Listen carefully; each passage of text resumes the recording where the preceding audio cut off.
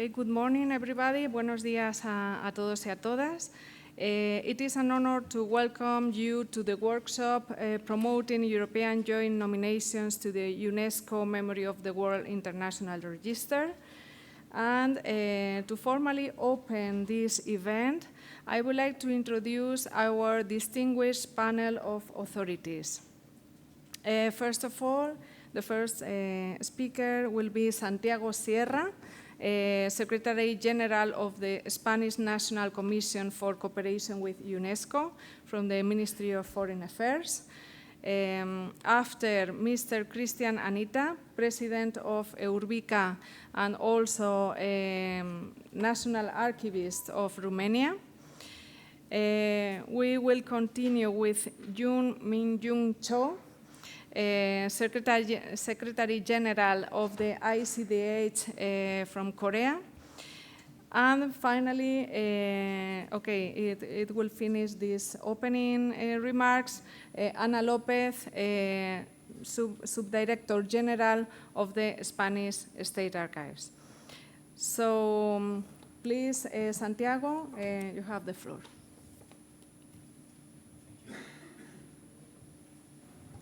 Thank you very much. Good morning, everyone. It is an honor for me, as Secretary General of the Spanish National Commission for Cooperation with UNESCO, to welcome you to this technical workshop dedicated to a fundamental asset of our organization, the Memory of the World program. I would like to begin by greeting the President of the ICDH of Korea and the President of EURBICA, Mr. Anita. My most sincere thanks go to the Deputy Directorate General of State Archives of the Ministry of Culture.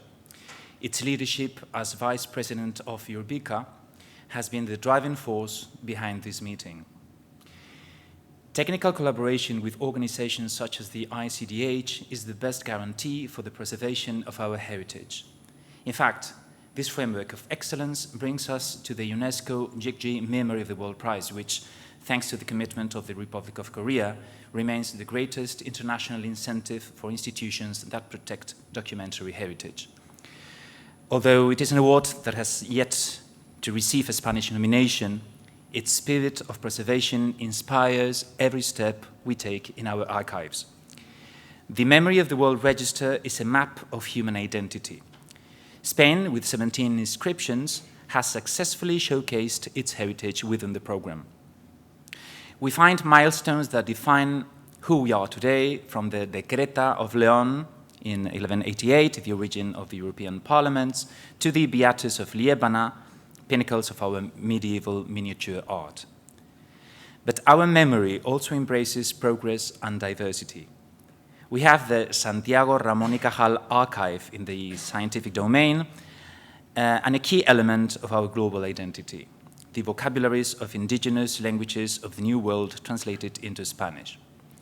Although this inscription dates back to 2015, it takes on special significance today.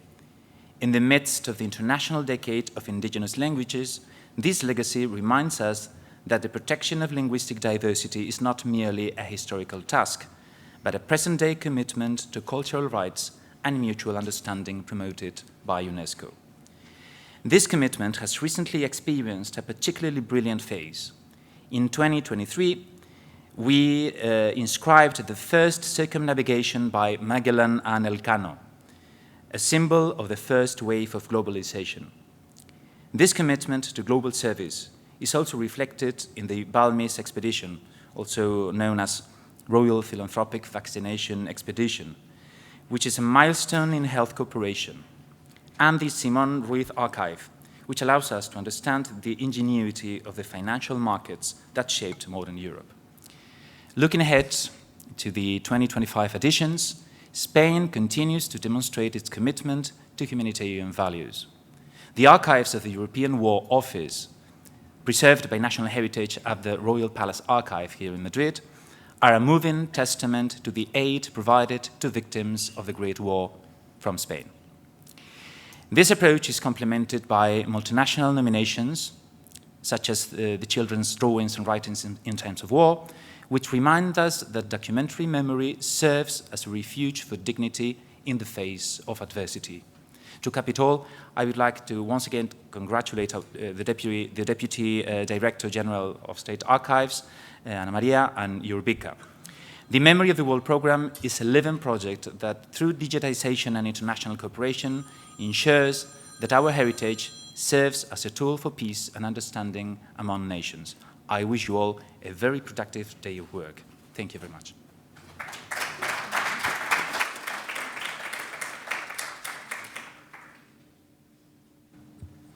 Thank you, Santiago. Dear colleagues, distinguished representative of International Center of Documentary Heritage, esteemed partners from Subdirectorate General of Spain State Archive, it's a great pleasure to address you on behalf of EURBICA, the European branch of International Council on Archive. It's a great pleasure to welcome you on this workshop. I would like to warmly thank the International Center for Documentary Heritage in Korea for bringing us together, and our Spanish colleagues for hosting here in Madrid this event. This gathering is more than technical exercise. It is a moment to reflect on what the documentary heritage we preserve truly represents and why it matters for far beyond our borders. Records rarely sit neatly within national boundaries, we know that. And European documentary heritage, it's, by its very nature, a heritage of connections. For centuries, Europe has been a crossroad of diplomacy, trade, migration, and cultural heritage. The records that have survived in our archives carry the traces of encounters between civilizations, have survived in our archives,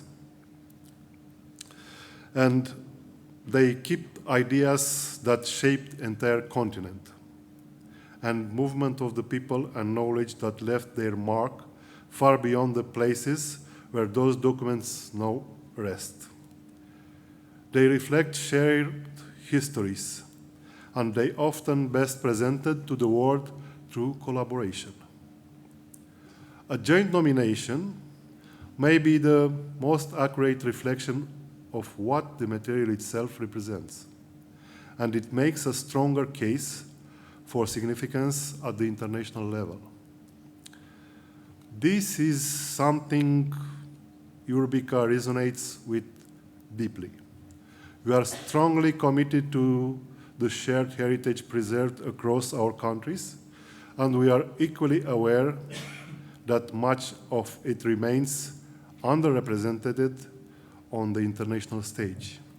Many collections of clear global relevance are still outside the Memory of the World International Register, often because building the partnership needed for a strong nomination requires time, trust, and coordination. This workshop is how we want to support and encourage those partnerships. The UNESCO Memory of the World program provides an essential framework for identifying, safeguarding, and promoting documentary heritage of international significance, which closely aligns with EURBICA's own mission.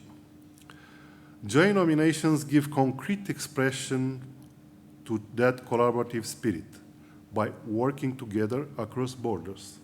We are strengthening individual proposals, but also reflecting the interconnected nature of our histories. Over the next couple of days, our focus will be practical, refining nominations, engaging with experienced evaluators, and building the professional relationships that turn ambition into successful proposal. Nominations do not emerge from good intention alone. They emerge from relationships and from the groundwork that takes time to develop. Bringing people together to do that work is, in itself, part of the mission.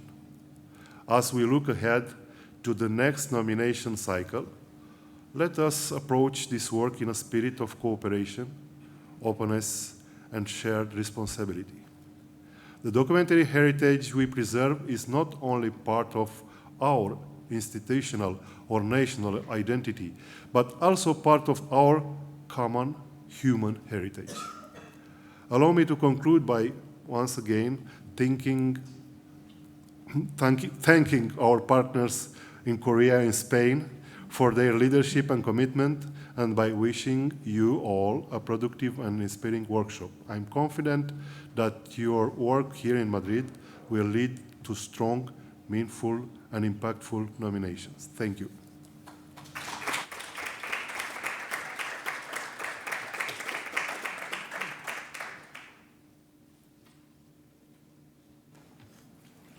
Mr. Santiago Sierra, the Secretary General of the Spanish National Commission for Cooperation with UNESCO.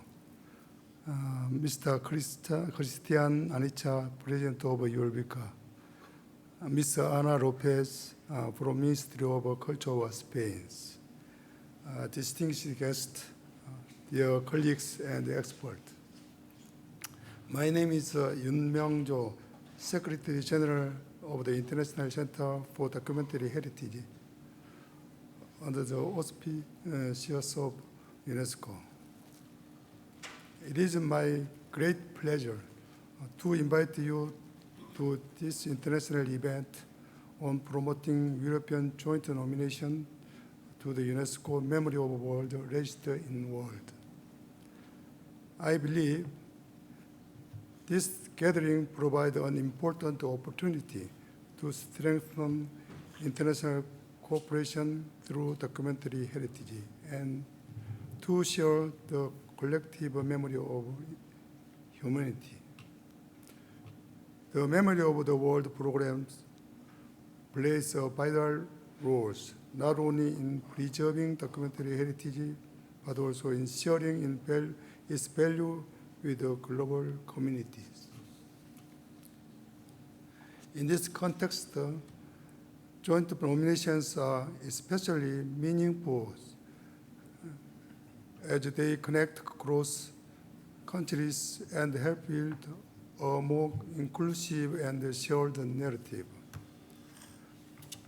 Following today's open sessions, institutions from across Europe will present their nomination ideal and experience, and the international expert will provide advice and consultation. Europe has played a key role in the Memory of the World programs based on its experience and a strong commitment to nominations. While regional cooperation mechanisms within the memory MOW community is not yet officially structured, ICDH will continue to promote the value of the MOW program to facilitate related partnership. We hope this effort will continue to grow and first strengthen joint nomination and international cooperations. We also encourage your continued interest and active engagement. Finally, I would like to express my sincere gratitude to the EURBICA and the Ministry of Culture of Spain for the close cooperation and to all of you for your participation. Thank you.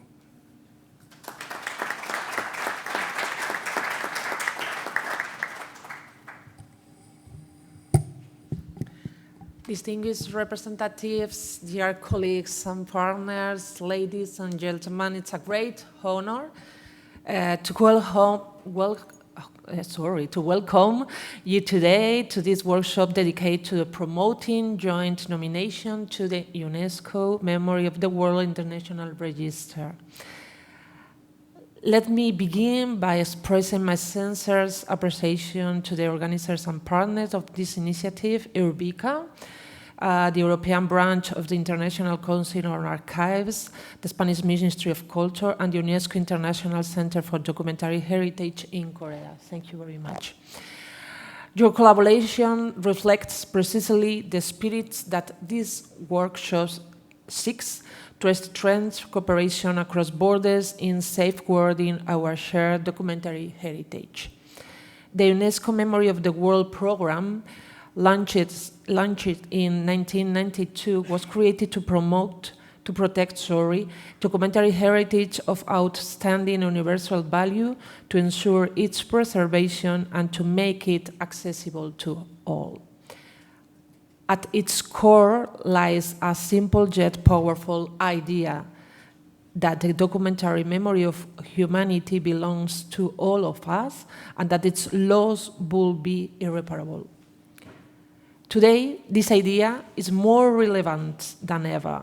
In a world facing rapid change, digital transformation, and at times conflicts and fragility, preservation documentary heritage is not only about the past, but also about identify, knowledge, and the foundation of our future.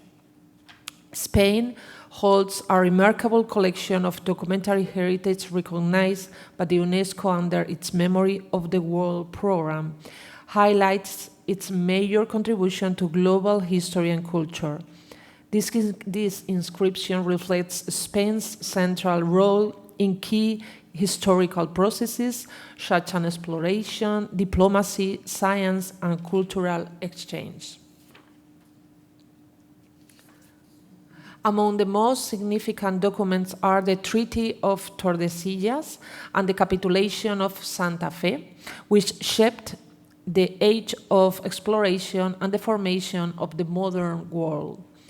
Early democratic traditions are represented by the Decreta of León, considered a milestone in European parliamentary history, as said my colleague before. Spain's archival heritage also illustrates social struggles and intercultural relations such as the Libre de Sindicat de Remensa and the Keiko Embassy documents. Medieval cultural production is reflected in the Beatus manuscripts and the Codex Callistinus, both essential for understanding the European religious and intellectual life. The global reach of the Spanish Empire is evident in collections like the indigenous language vocabularies and the work of Bernardino of Sahagún, which are key sources of non-European cultures. Scientific and intellectual contributions are further highlighted by the legacy of Santiago Ramón y Cajal. Major archival institutions such as the General Archive of Simancas preserve extensive record of the Spanish monarchy, while other collections document global milestones like the Magallanes Elcano circumnavigation and the humanitarian effort such as the Royal Philanthropic Vaccine Expedition. Finally, more recent archives, ranging from the diplomatic correspondences during World War to the children's wartime drawing, demonstrate Spain's continued role in preservation, memory of global conflicts, and the human experience. Overall, Spanish inscription in the Memory of the World Register underscore its enduring influence as a bridge between cultures and as a key contributor to the humanity's shared documentary heritage. These examples highlight a key message for today's workshop. Documentary heritage does not recognize border, nor should our efforts to preserve it. Joint nominations are not only a technical mechanism, they are a powerful tool for dialogue, cooperation, and mutual understanding. They allow us to connect collections, narratives, and perspective that transcends national frameworks, and to present them as a part of a truly global memory. These workshops, therefore, comes at a crucial moment.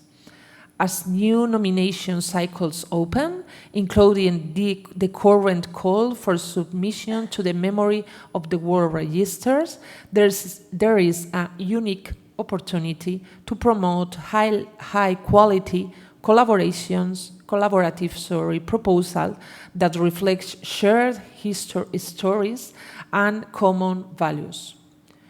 Your expertise, your institutions, and your willingness to work together are essential to achieving this goal. I wish you a productive and inspiring workshops, and I look forward to the discussion and the collaboration that will emerge over the coming days. Thank you very much.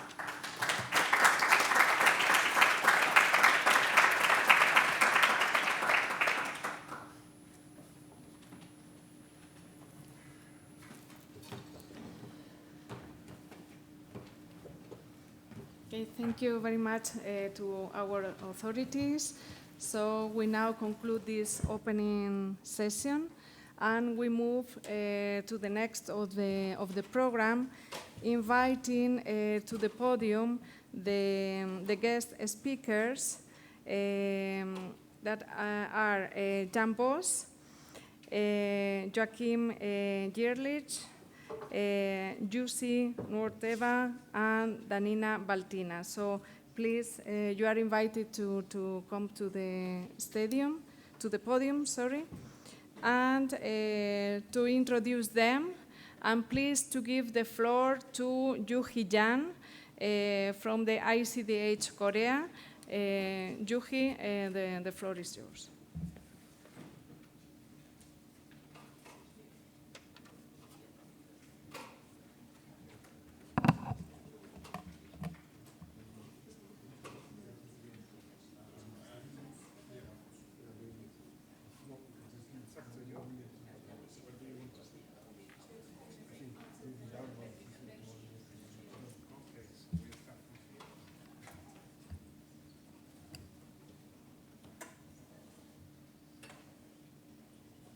Okay, thank you, Christina, for allowing me to introduce our distinguished experts. And ladies and gentlemen, it is my great pleasure to introduce our first speaker, Ms. Jan Bos.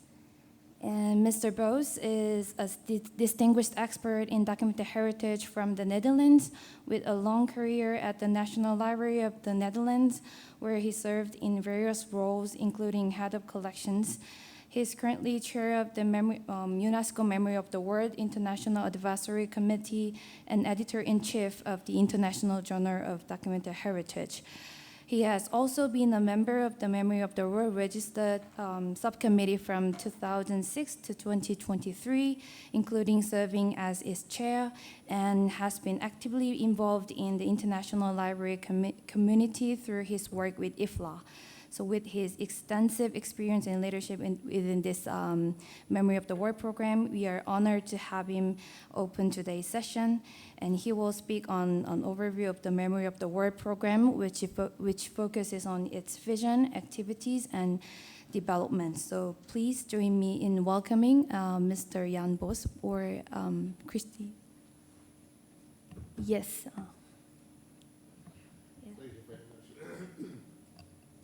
Colleagues, dear friends of the Memory of the World program,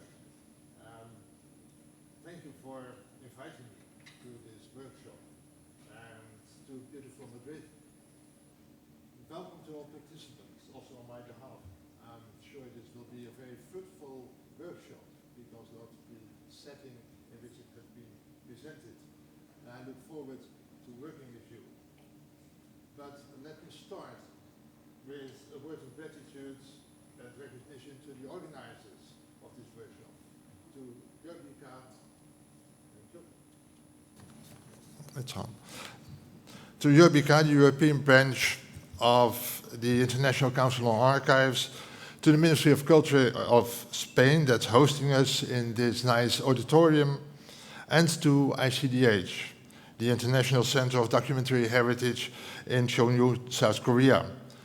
The Republic of Korea, South Korea, has been the strongest supporter of Memory of the World almost since its very beginning, by hosting conferences, by organizing workshops, by awarding the Jixi Prize every 2 years, by establishing the International Center of Documentary Heritage, and so on. So thank you to ICDH. The Memory of the World program is about documents, about the safeguarding and preservation of documentary heritage. And while I was speaking, you have been watching documents all the time, many types of documents, books, letters, archival materials, maps, pictures, films, woodcuts, music scores, sound recordings, and even digital documents. What is a document in Memory of the World speak? A document is an object comprising analog or digital informational content and the carrier on which it resides, content and carrier. And the content may comprise signs or codes such as text, images, still images or moving images, and sounds, which can be copied or migrated. And the carrier, the material, may have important aesthetic, cultural, or technical qualities. It may have. And what then is documentary heritage? Documentary heritage comprises those single documents or groups of documents of significant and enduring value to a community, a culture, a country, or to humanity generally, and whose deterioration or loss would be a harmful impoverishment. And the world's documentary heritage is of global importance and responsibility to all. You all know this, of course, but I think it's good to show again the definitions that are used in the Memory of the World program for documents and documentary heritage. A bit of explanation might help to understand this rather theoretical kind of definitions. I'm sure that everybody will have heard of the Anne Frank diary, written by this talented schoolgirl in Amsterdam while she was hiding for the Nazis during World War II. It's famous all around the world. There are transcripts and photos and facsimiles and digital copies of the diary books. There are hundreds of editions and translations. So the text and even the appearance of the books are safeguarded.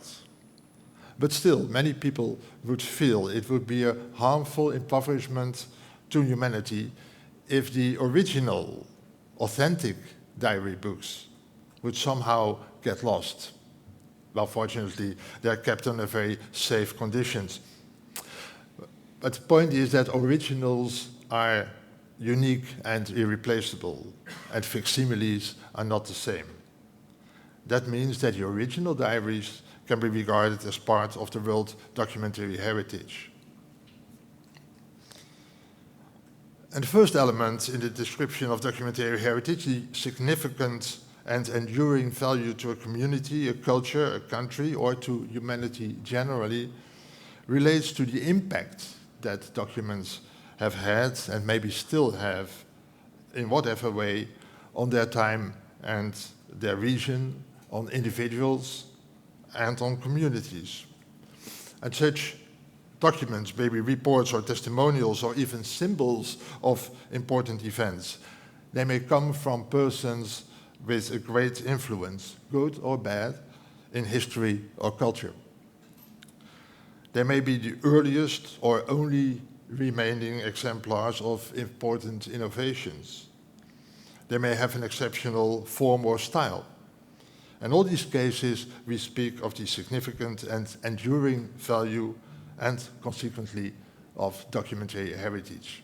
Here you see, for instance, a page from the New Testament in the translation of Martin Luther well, the influence of Martin Luther on the world history, not only in a religious sense, but also in a political sense, is enormous.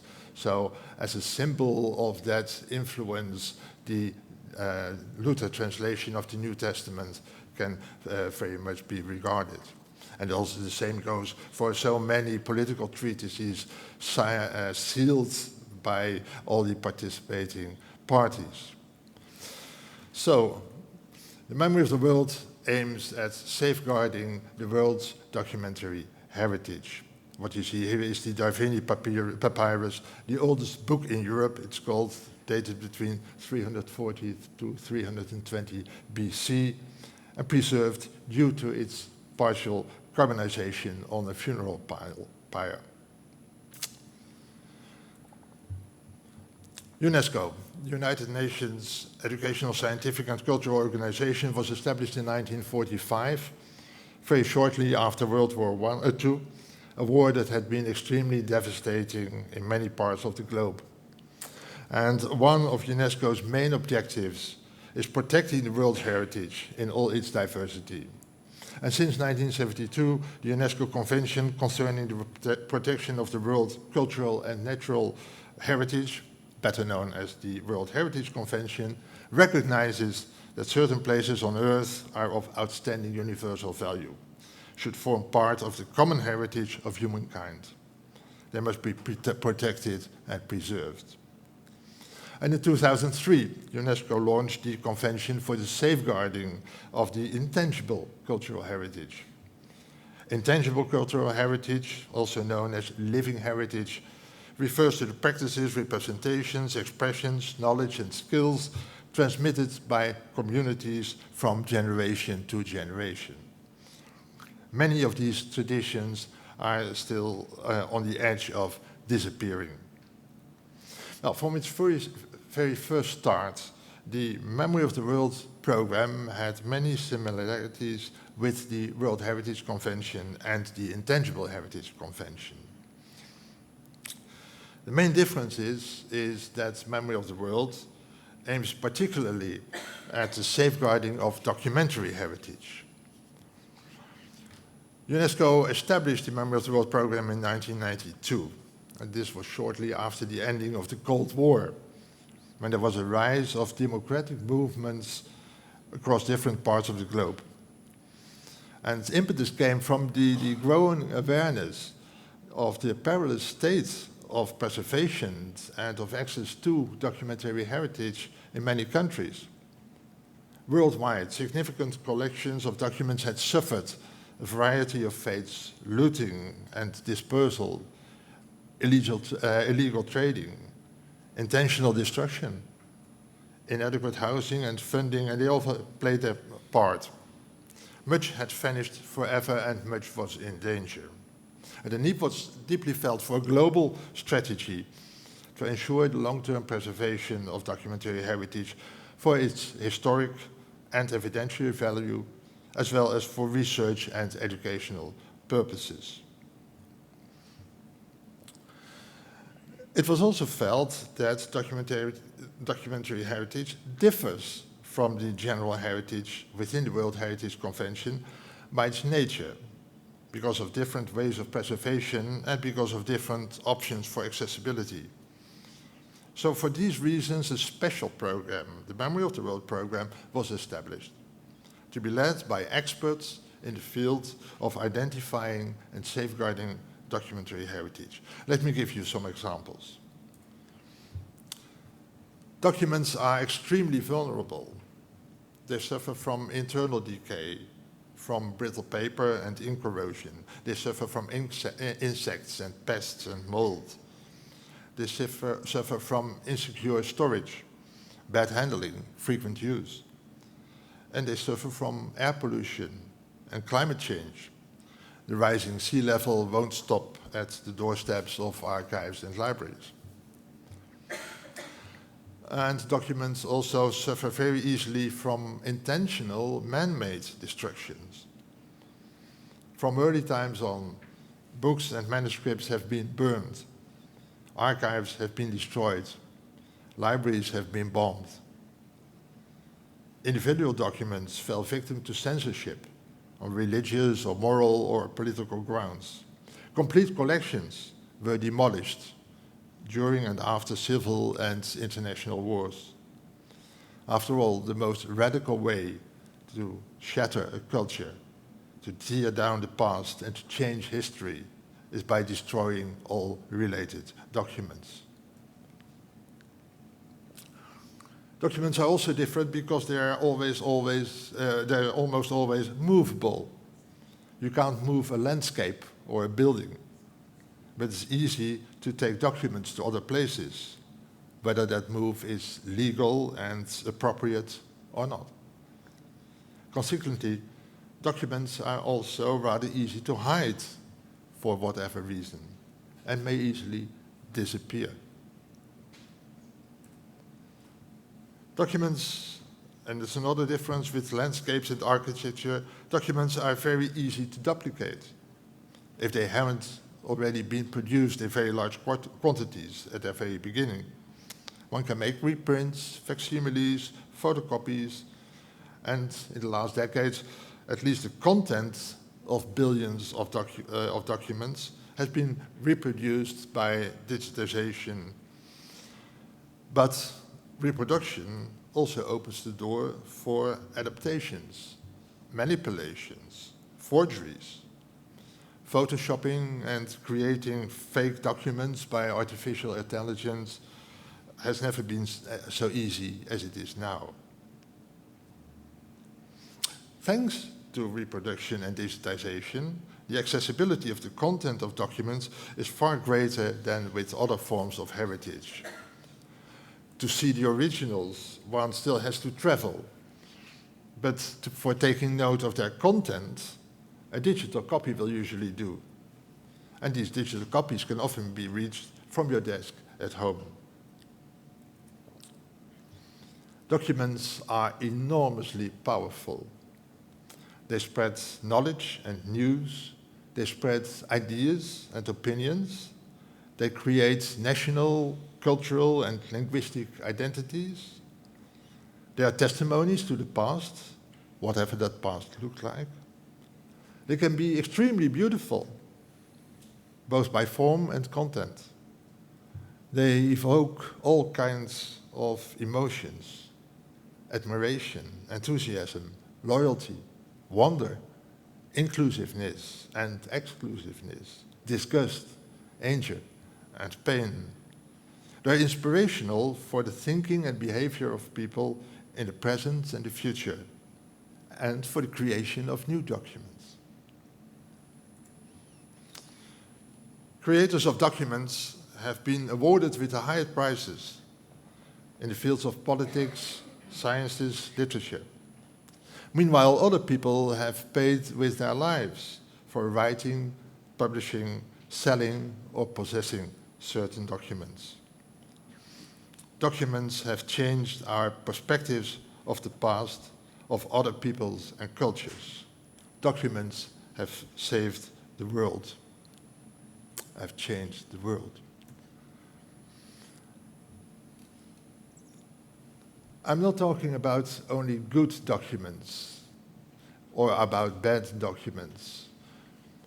Memory of the World program is not about qualifying which documents and which kind of history is good and which document, which perspective on history is bad.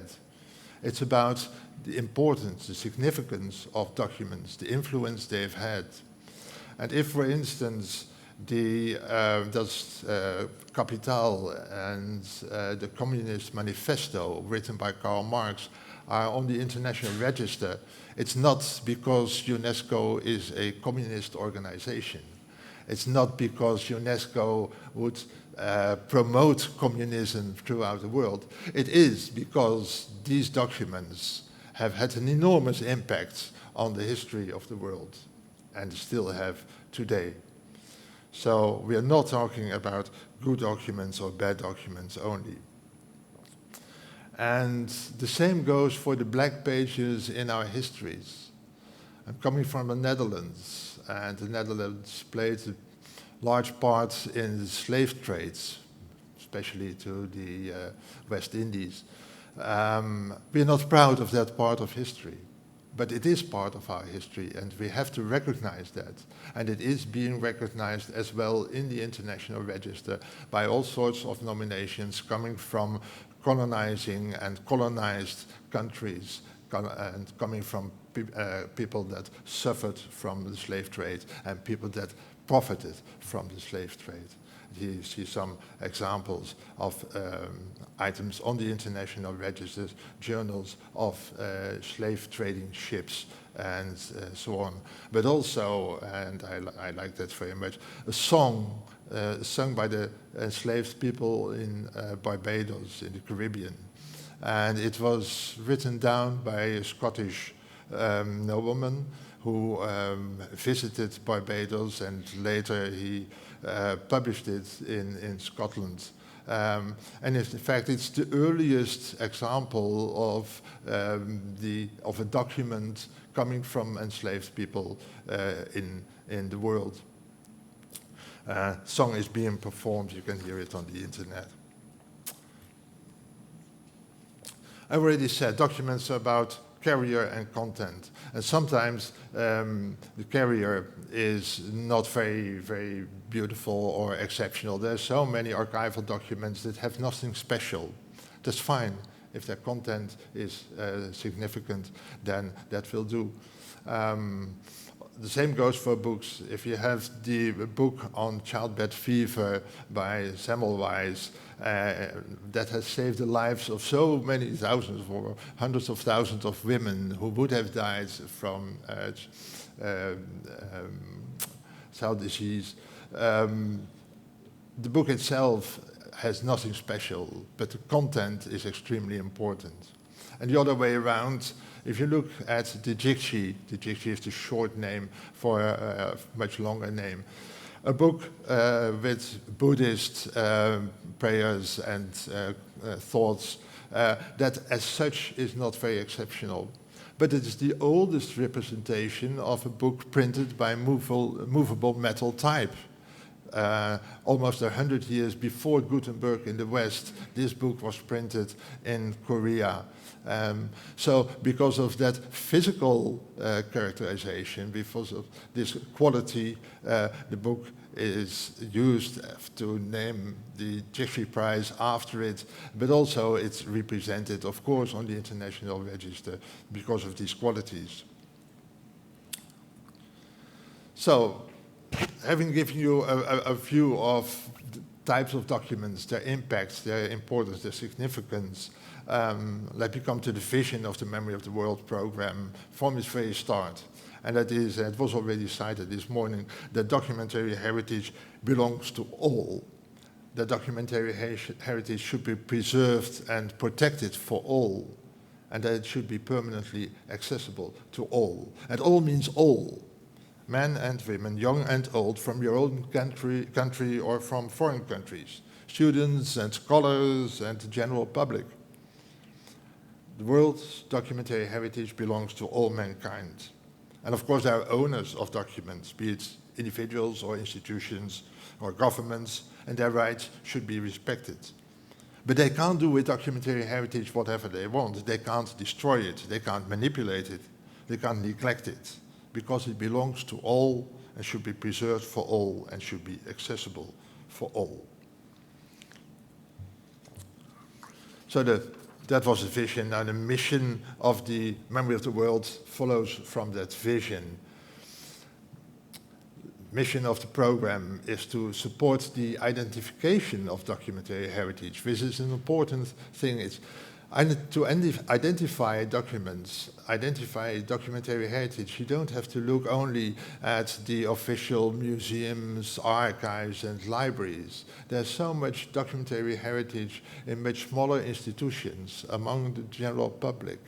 And we're not only talking about documents that have been produced by large publishing houses, documents that are made by official movie producers, documents in the official archives. There are so many other documents that are under the horizon, so to say, and there also needs need to be identified. They need to be preserved. All the documentary heritage should be preserved. The mission is also to assist in the universal access. No firewalls on your computer, no access only to certain categories of people. Universal access to everyone for all the documentary heritage. And the mission of the program is to raise awareness of its existence in the first place and of its significance, because if people are convinced of this existence and significance, they are more eager to work towards identification, preservation, and access. In 2015, the program had been running from 1992. The first international register items were inscribed in 1996, but it was still a program. And in 2015, it was supported for the first time by a formal recommendation. The recommendation concerning the preservation of and access to documentary heritage, including in digital form. And those final 4 words were important. A recommendation accepted, unanimously accepted by all member states of UNESCO at its General Conference on the 17th of November 2015. A recommendation is not the same as a convention. A convention, if countries, member states of UNESCO sign a convention, they have the legal obligation to live to the standards of the convention. A recommendation is a moral obligation, you might say. So by accepting and supporting this recommendation, all the UNESCO member states have taken on themselves the duty to protect and make accessible documentary heritage. As said, it's a moral obligation and not a legal obligation. So far about the vision of the Memory of the World program. A few words about its organization. It's led by an international advisory committee of 14 experts coming from all over the world and representing both the archival world, the library world, museums, different schools in these disciplines, different regions, and there's an equal gender representation in the committee. It has 3 subcommittees.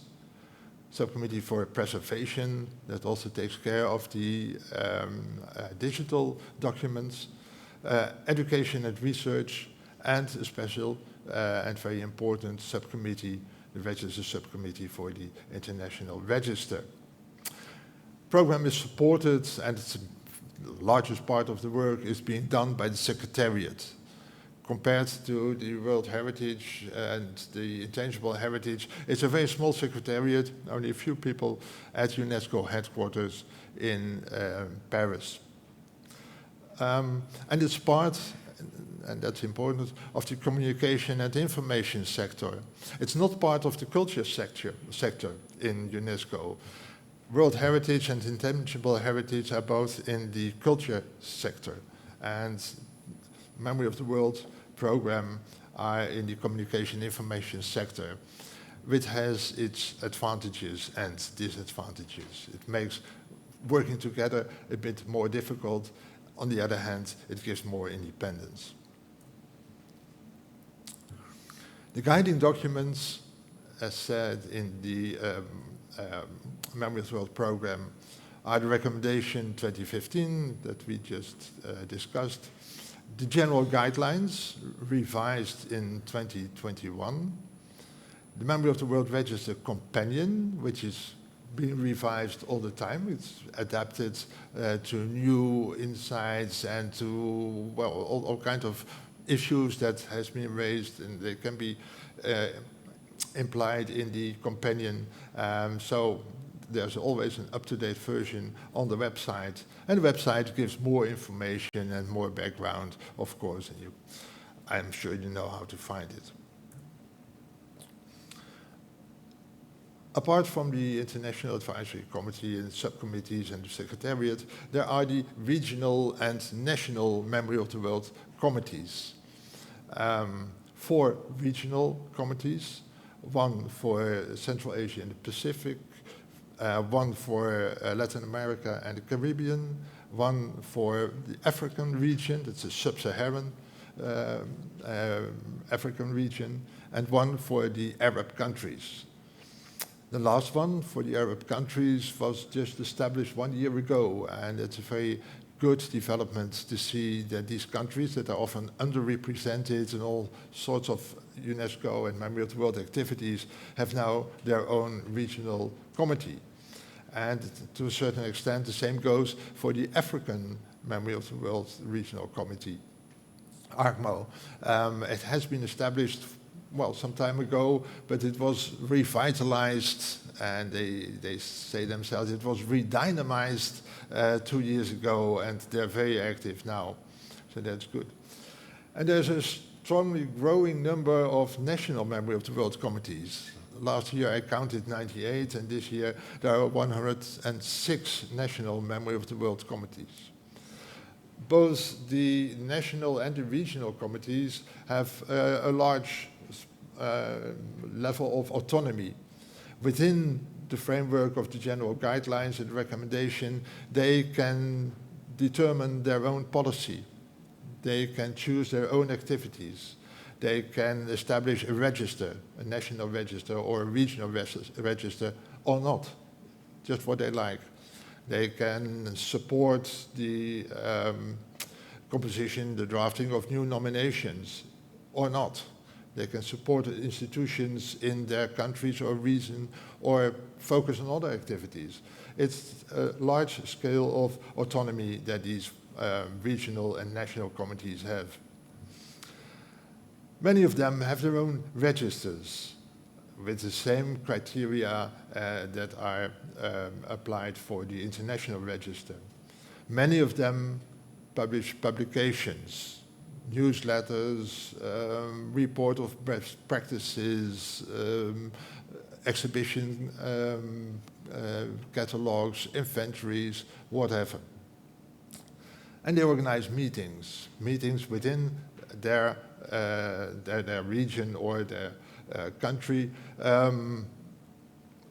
Meetings like this one, seminars, workshops, conferences, all kinds of ways to get together. And it's so important, it has been stressed already in the beginning, to have these contacts, to communicate with each other, especially in a program like this that is about crossing borders, about international significance of documents. There are 9 Memory of the World knowledge centers. And that's an initiative that started 10 years ago in Macau, autonomous region of China. And now there are 9 already, 4 in China, 1 in the Republic of Korea, 1 in Ivory Coast, Mexico, Kyrgyzstan, and Australia. What are they doing? They're usually connected to a university, to a faculty of a university. And they promote and organize academic research and education. They organize conferences, workshops, make publications, exhibitions, websites, and so on and so on. You can imagine that. And there's also ICDH, the International Center of Documentary Heritage, which is very active, and we're most grateful for that. What they're doing, for instance, digitization of documents on the International Register. They also organize conferences, webinars. They are very active on social media. They do workshops and so on. And they publish books and videos on documentary heritage and on the program. And one of them, and I'd like to give that example, is the International Journal of Documentary Heritage. Its 2nd volume just was published last December. And it's very good to have an international journal, especially in the field of documentary heritage. It was not there, it's there now thanks to the initiative of ICDH. There's a lot of cooperation with NGOs, with the public and private sector, with International Council on Archives, with International Federation of Library Associations, with CCAAA, with ICOM, with Google Arts and Culture, with the World Digital Library, the Open Heritage Coalition, Wikimedia, International Comparative Literature Association. The Jigsaw Prize should be mentioned here as well as part of these activities. And it's growing, it's expanding, this cooperation outside the strict, well, documentary heritage world. So that's a very good development. Some of the publications, this is examples, there are guidelines, there are newsletters. There's a 5-volume school kit for presenting the Memory of the World program to children at primary and secondary schools. There are children's books, there are calendars, videos, and so on and so forth. There are books especially about the International Register. And speaking of mentioning the International Register, it's one activity that I didn't mention so far. And of course, for many, the International Register is the Memory of the World program. That's not correct. That's why I wanted to present first all the other activities. Okay. Okay. I will be short. Yeah. I told him. Memory of the World program, the International Register is the shop window of the Memory of the World program. A shop window, nothing more and nothing less than a shop window. It shows what's there. It is attractive. It's an example of what you can find. But there are so many other activities, and that, well, I've mentioned them to you. It is it has unique and irreplaceable documents. You know that, with a significance that transcends boundaries of countries and cultures. Presently, 570 items have been inscribed. It should be mentioned that there is an unequal representation. There's an over-representation of items from Europe on the International Register, and there's a strong under-representation of materials from Africa and the Arab region. And that is something that is being taken into account at the moment very strongly. But it should be mentioned here as well. I'll go very quickly through the nomination process that every inscription goes through. It's a 2-year cycle. There's a call for nominations by the Secretariat, at the deadline to that. Everybody can initiate a nomination, but the submission of nominations has to go via the National Commission or commissions of for UNESCO. And there's a maximum of 2 nominations per country per cycle, except for joint nominations. The number of joint nominations from any country or collaborating countries is unlimited. It goes to several checks. It will be uploaded on a platform open for comments. If there are comments and contestations, and a special process for dialogue or mediation will be initiated. Then there will be assessment by the Important Registers Subcommittee, which result in preliminary recommendations. And that's an opportunity for the nominators to respond to these recommendations, to questions that the Registers Subcommittee may have raised.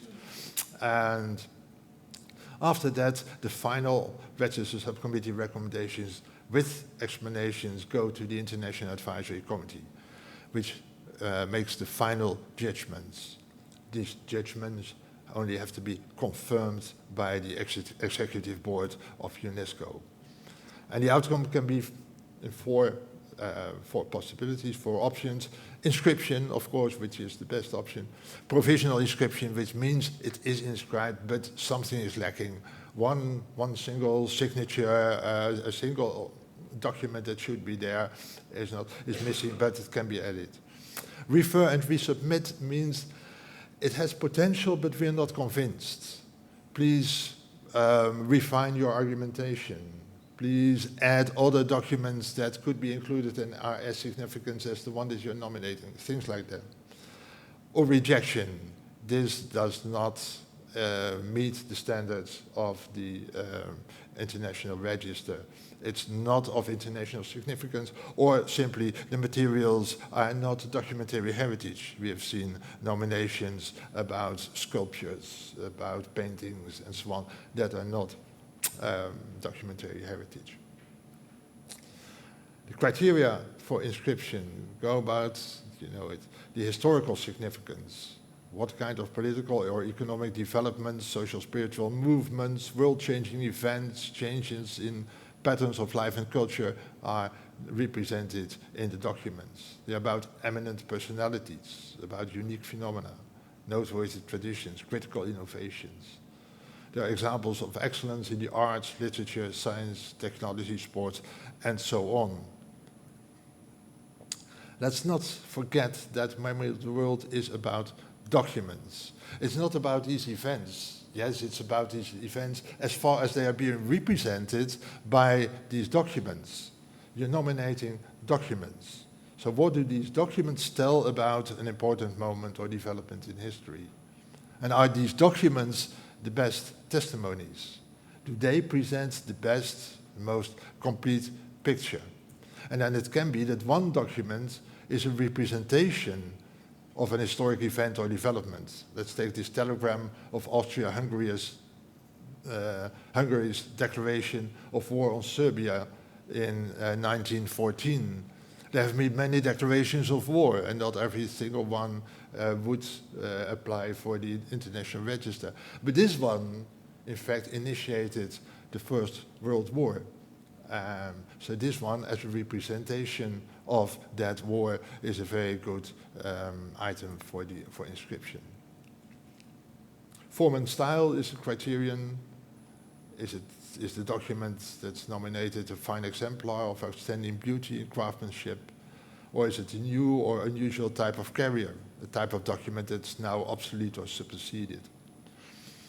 Does it have a great community or spiritual significance, like the children's drawings and writings that have been mentioned already this morning, or like a slave register from the British Caribbean, which is often the earliest trace that descendants of enslaved people can find where their great-great-grandparents came from. And the new criterion is about gender equality. Do the nominated documents, what do they say about gender equality? And there are 4 levels, and I'm not going to explain them now, but gender equality is a focus point for UNESCO in general, and that's why it was added as a criterion to the Memory of the World program as well. And for instance, the Aletta Jacobs papers are a very good example.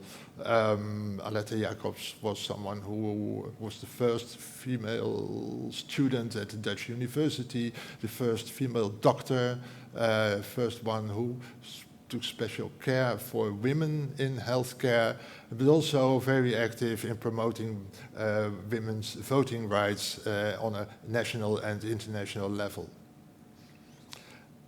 We are not going to talk in this workshop, and I regret it a little bit, about the identification, the provenance, the authenticity, and the uniqueness of documents. These are very important aspects when you're drafting a nomination as well. Because it has to be clear what exactly is being nominated. It has to be clear what the provenance is, where they came from, if it's clear that they have not been manipulated in the meantime. So their authenticity should be established. And uniqueness and irreplaceability are also items that sometimes cause confusion. We're only focusing on significance in this workshop, but these, I wanted to mention that these elements are very important as well. A single word about joint nominations, which relate to more than one country, to international events, persons or developments, to colonizing and colonized countries, and to scattered collections. Part of a collection is here, part is there. There's an unlimited number per cycle, and the advantage is that the multinational significance has already been demonstrated because more than one country are nominating. Maybe it's not international, but at least it's multinational. They need consent from the national commissions of all the involved countries. This is my final slide, and it is about the present developments in the program. As I said, there's a growing number of national and regional Memory of the World committees and their registers and their nominations and of knowledge centers and of all the activities that are initiated by these regional national committees and by the knowledge centers and ICDH. Nevertheless, there is still an unequal representation of certain regions, but also, for instance, of popular culture confronted to culture with a capital C, and underrepresentation of minority groups from countries, but also an underrepresentation of women, for instance. Very few documents are written by women or dealing with women, female issues. Nominations of born digital documents are a matter of concern that we are working on because born digital documents are dynamic by their nature. They are not fixed and finite. You can't say this is the document. No, it's represented again and again on different screens. So what's the carrier? In different modes, and they may change over every minute. They may be individualized on your screen. So nominations for born digital documents need special criteria, and we're working on them. I did not talk about the contested nominations because it's only a very small part of the whole number of nominations, but it is a hot issue. And if you like, I'll tell more about it, but it's something that I hope you'll never get confronted with. We're dealing with artificial intelligence, of course, and post-digital technologies. So far, we always thought that documents are created by human beings. And now with artificial intelligence, who is creating them? Artificial intelligence itself. Are they documents if they're not created by human beings? Well, they look like documents. I can read them like documents. I can see there the movies like documents. So we have to deal with that as well, and also in the way artificial intelligence can be used for nominating and so on. We are looking for more alignment with the UN Sustainable Development Goals, with other programs and activities in UNESCO, like the other heritage conventions, and with other partners, of course. And we were worried about the safeguarding of documentary heritage in conflict zones. The program itself, I think, can do little more than supporting the protests that are already coming from UNESCO headquarters itself against the intentional destruction of cultural heritage in general and documentary heritage. There's so many examples in Gaza, in Ukraine, in Sudan, in so many places around the world of intentional destruction of documentary heritage. So the Memory of the World program itself is flourishing, but the state of documentary heritage around the world is still very perilous, and that's something that we have to continue to care about. I thank you very much for your attention.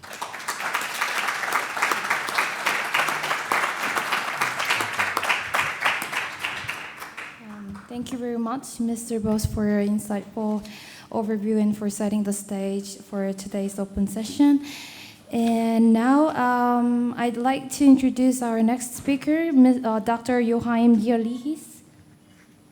Yes, Dr. Gierlihis is a specialist in Islamic and art history and an experienced curator and cultural heritage expert. And he is currently serving as senior curator at the Department of the Culture and Tourism in Abu Dhabi. His previous roles include Director of Special Collections and Archives at the Qatar National Library and curatorial positions at the Museum of Islamic Art in Doha. He has also been a member of UNESCO Memory of the World Register Subcommittee since 2014, bringing valuable experiences in evaluation and interpretation of documentary heritage. And with his extensive experience in documentary heritage, he will speak on the Memory of the World program, looking into the content from now on, and kindly understand that we are running short on time because of the time limitations. So yeah. Very short. Yeah. Sorry about, yeah, we start a bit late, so yeah. Thank you. All right. Good morning and warm welcome to everyone.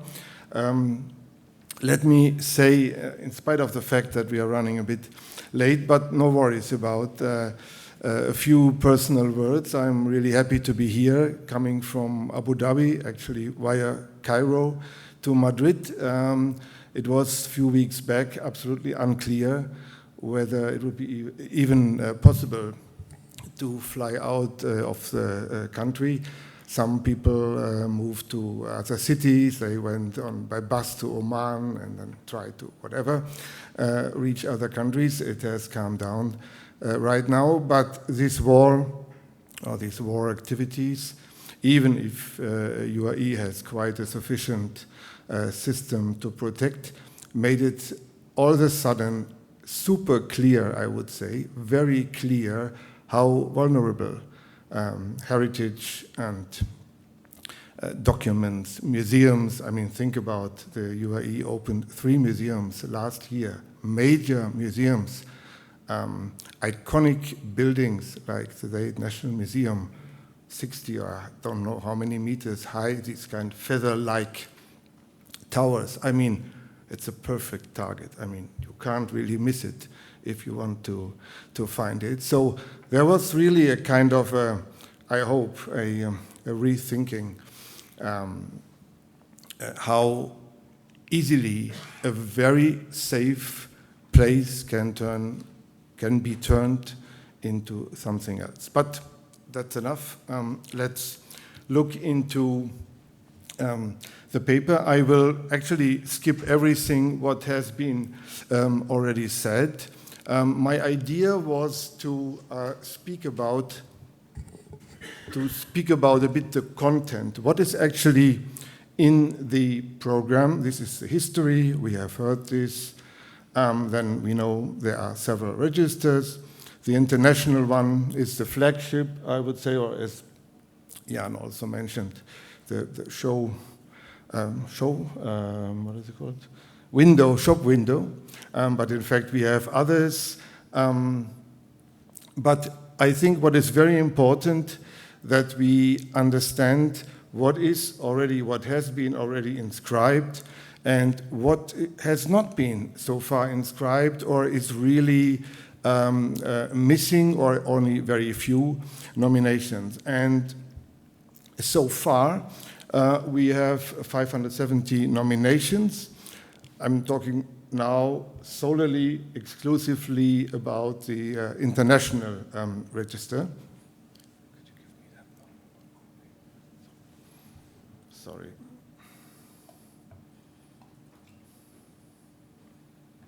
Thanks.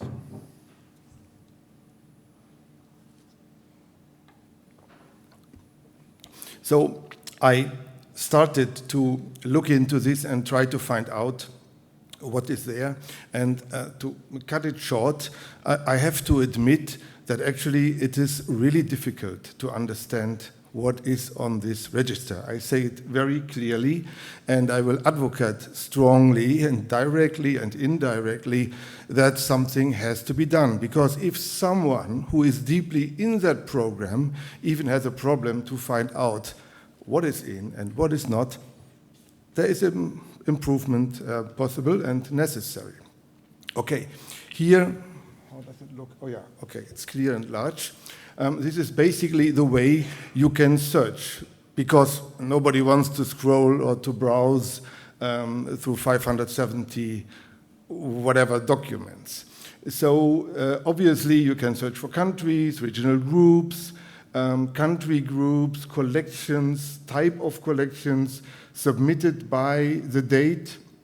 That's all fine, but this is all basically seen with the eyes of the program, of those who are behind the program, not actually very useful, let's say, not for most of the public. The public might be interested, as I was for this presentation, what is there and what is not. So there is only the general search field. And then you need to understand, you made a little click, search titles only, or you search everything. And that makes a huge difference. Search titles only often brings you very few or no result. Search everything brings you results, but not really related ones. Okay, let's take an example. I was thinking about, because I knew there is this autograph of Bach, so there must be composer, there must be famous documents related to famous musicians or composers. So I thought, okay, let's try to search for this. So of course, there is this collection type. You can choose music, audios, recording. If you do this, you find 19 nominations. I took screenshots. But then, of course, you find also, for example, the Frankfurt Auschwitz trial, very important, but I was not looking for this when I'm looking for musicians. And others, I don't mention all of them because my point is basically that this doesn't work that way. If you are adding composer, then you get 5 results, but strangely enough, Bach is missing. But I know Bach is there. Oh, what has happened? And then also I thought, okay, what's about Handel? What's about Beethoven? Okay, give it another try. I thought, okay, let's not actually do this selection by collection type, leave that open, just look for composer. All right, 30 nominations.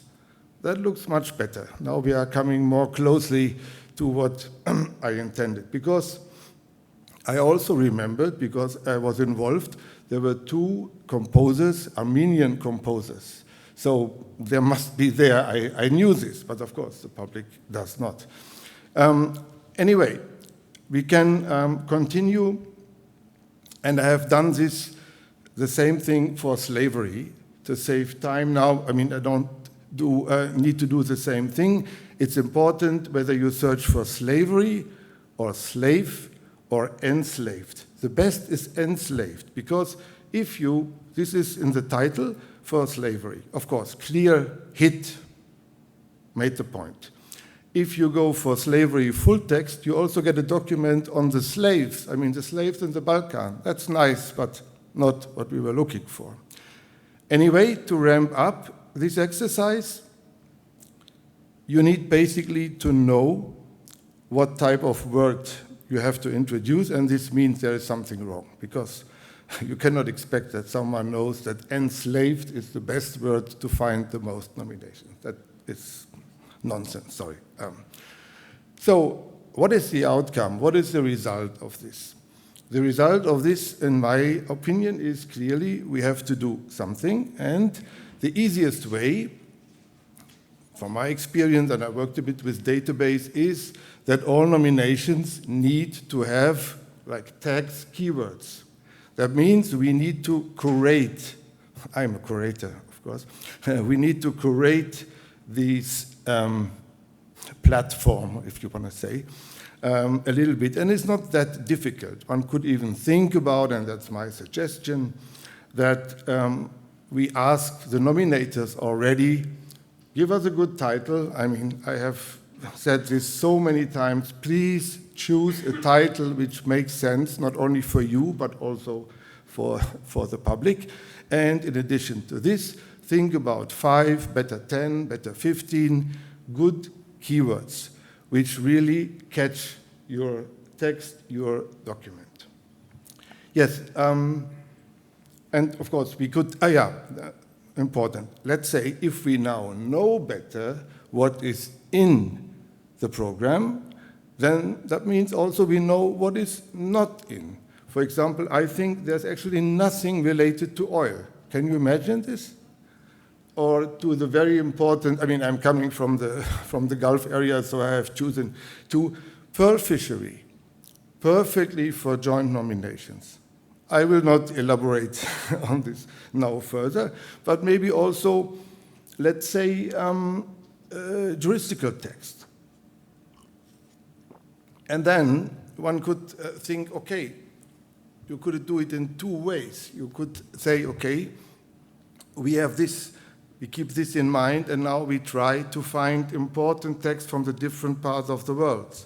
Or, other way around, we go historically. We go to the, whatever, Babylonian stele and move up, whatever, to the 20th century. I mean, of course, everyone can nominate what he or she wants, and we are not, I think, not going to change this, but my point was it could make sense, or I think it would make sense, if we identify the strong fields, the weak fields, the gaps, and keep this in mind, and also those who want to nominate something know this better, can this find out better, and maybe even get inspired. Oh, actually, we have a document which would fill that gap and would go that way. This is basically what I wanted to say. It's more an inspirational presentation. Thank you very much.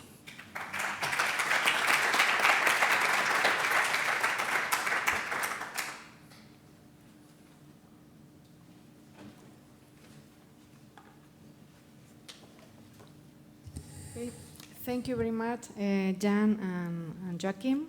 So we have now reached our first question and answer sessions for the two experts. So we would like to hear your thoughts and any queries that you may have for the speakers. So if you want to participate, please raise the hand, and a member of the team will bring you the microphone. And we kindly ask you to state your name and affiliation before asking your question. So please, Jussi, you're first. Yes, Jussi Nuorteva from Finland. I was very interested in the question about artificial intelligence, because it is something that really is coming. So that I was working with a young doctor at Warwick University, Sun Park from Korea, who has been working also with the UNESCO Committee of Korea. And she did her PhD on autonomous artificial intelligence, so that artificial intelligence that can program itself and create products that can be fitting the criteria of the memory of the bird. What would be your comments about this?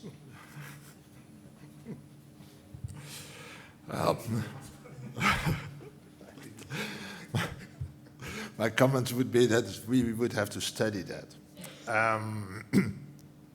You can't deny that there is artificial intelligence. We will have to live with it. And it's bringing a lot of progress, I think, in many fields. And it could bring progress in the field of documentary heritage, or at least the preservation of documents and the accessibility of documents. So that's fine.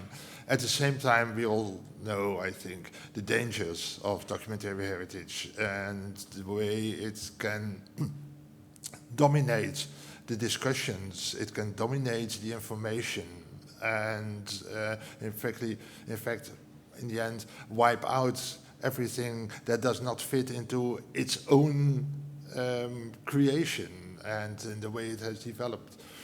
So there's a real danger in that, and we have to recognize it at the same time. As I said, the Preservation Subcommittee is looking into that matter with experts on the field, not only the committee itself, but they're using experts. And it's not a strong answer, but somehow we have to combine the advantages of artificial intelligence and with dealing with the disadvantages and the dangers that it represents. But it's one of the reasons why it is so important for the program to look at it. And not only for the program, of course, but also for administrations, for governments all around the world. It's really threatening, but at the same time you can use it. It's the best answer I can give you. What? Not really, no.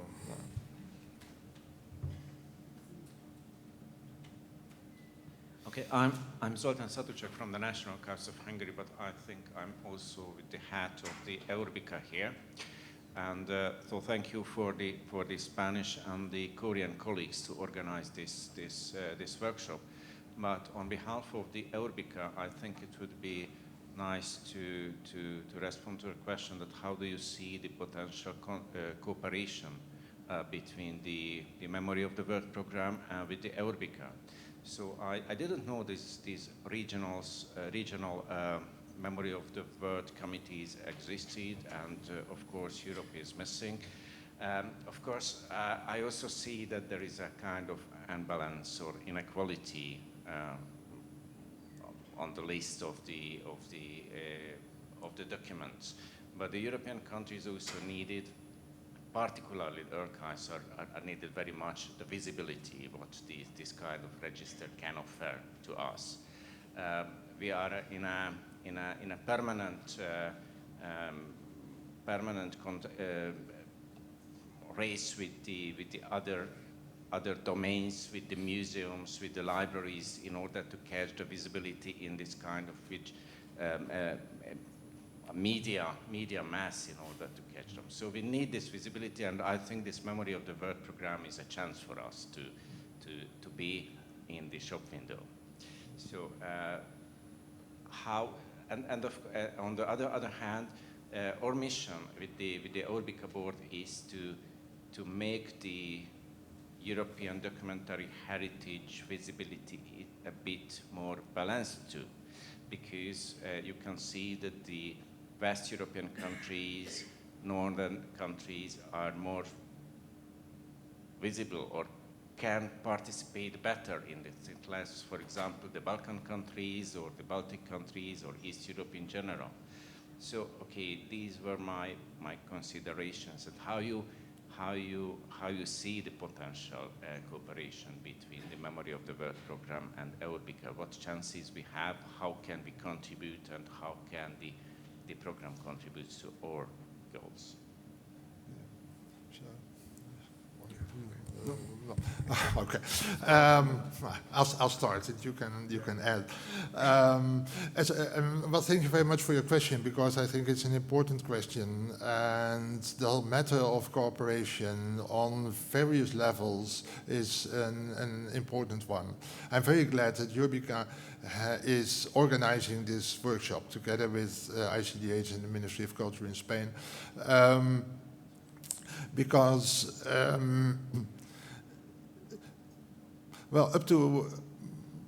to my experience, I think that there has always been a theoretical cooperation between International Council on Archives and Memory of the World Program. And the same goes for the International Federation of Library Associations and the Memory of the World Program.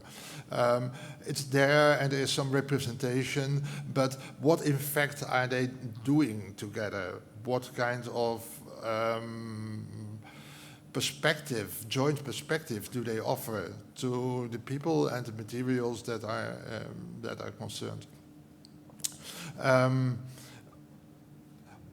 What I try to explain in my presentation is that there's a lot going on also on national and regional level. And EURBICA is working on a regional level in the region of Europe. And I think, especially at these levels, there can be a stronger cooperation, increase of the cooperation that's already there, especially through these national commissions or even regional commission. There is no regional commission, I must say, within the Memory of the World Program for Europe, which has its historic reasons, and which is also because Europe is already so dominant, so overrepresented on the international register and in other activities, that having also a regional committee for a long time was considered not appropriate. If you look at, you mentioned the differences between, let's say, Eastern Europe and Western Europe, to make it easy.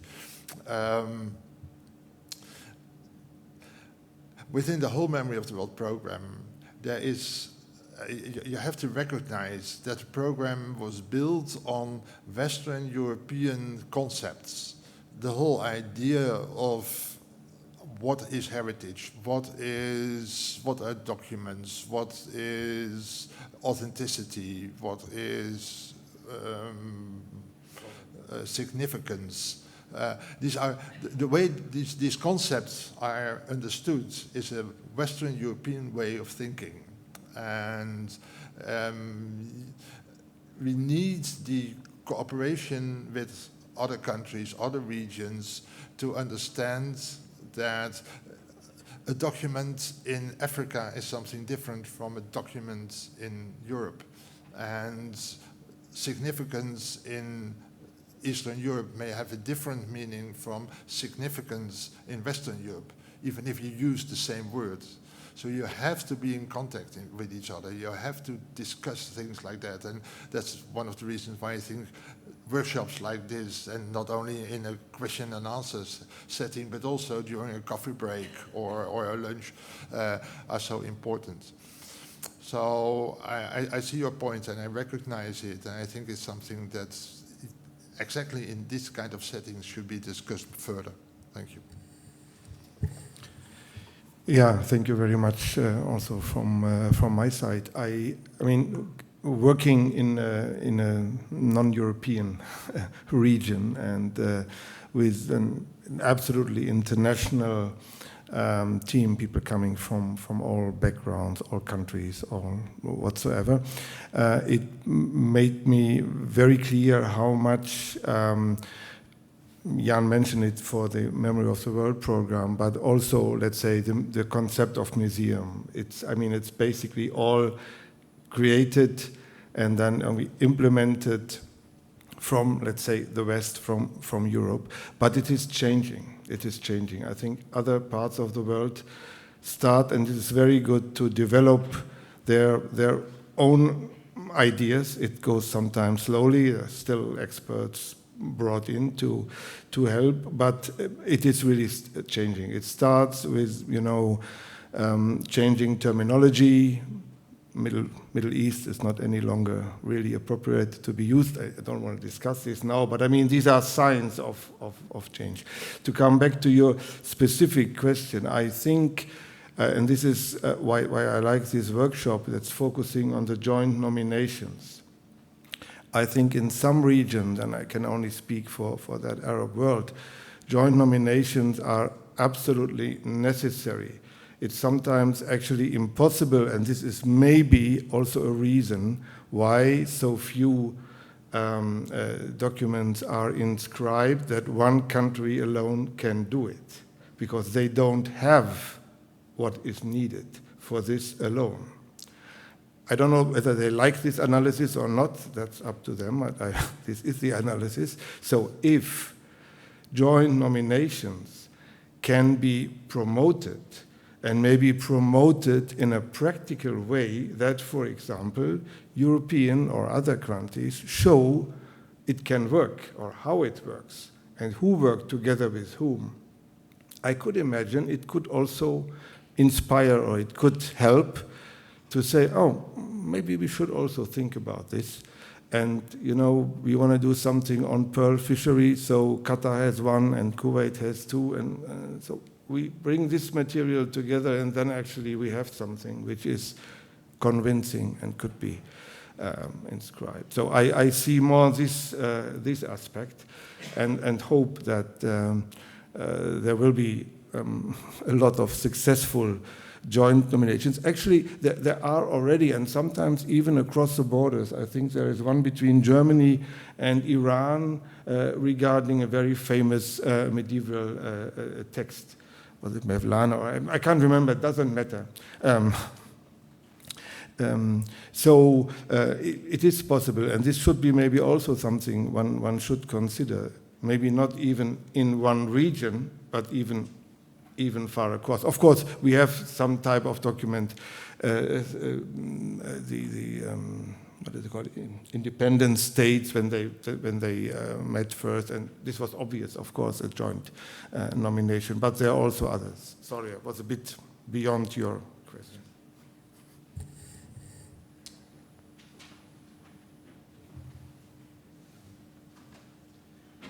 Hello, my name is Dmitry Popov from the Bulgarian Archive State Agency. Thank you for the very interesting presentations. I have to admit that during the coffee break, I would like to find out more about the differences of significance in Western and Eastern European understanding.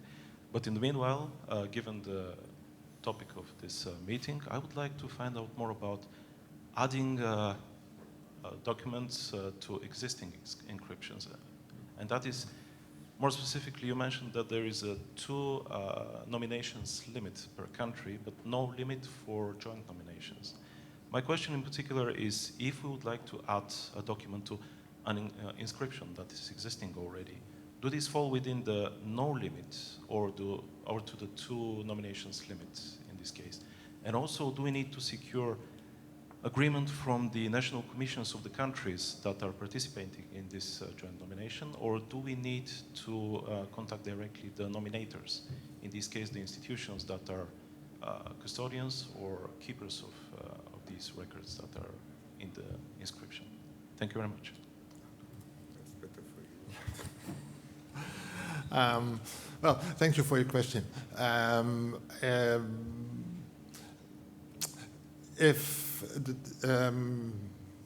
thinking of an example. Well, for example, the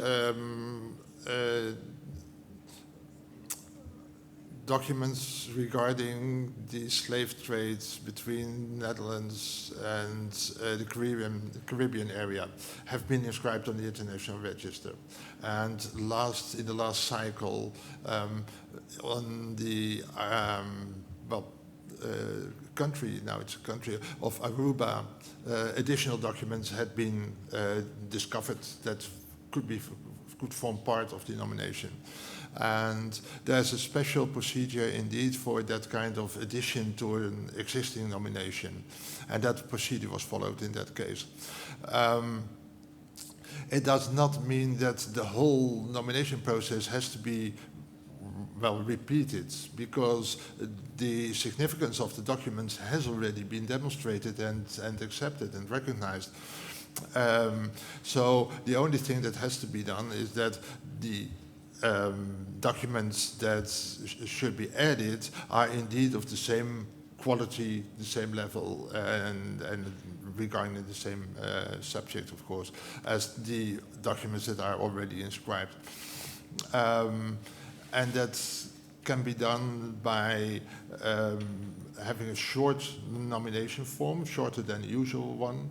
It has to go through the National Commission of course, the country that's nominating, and through the national commissions of the other countries, because it's in addition to their nomination and they should agree with that.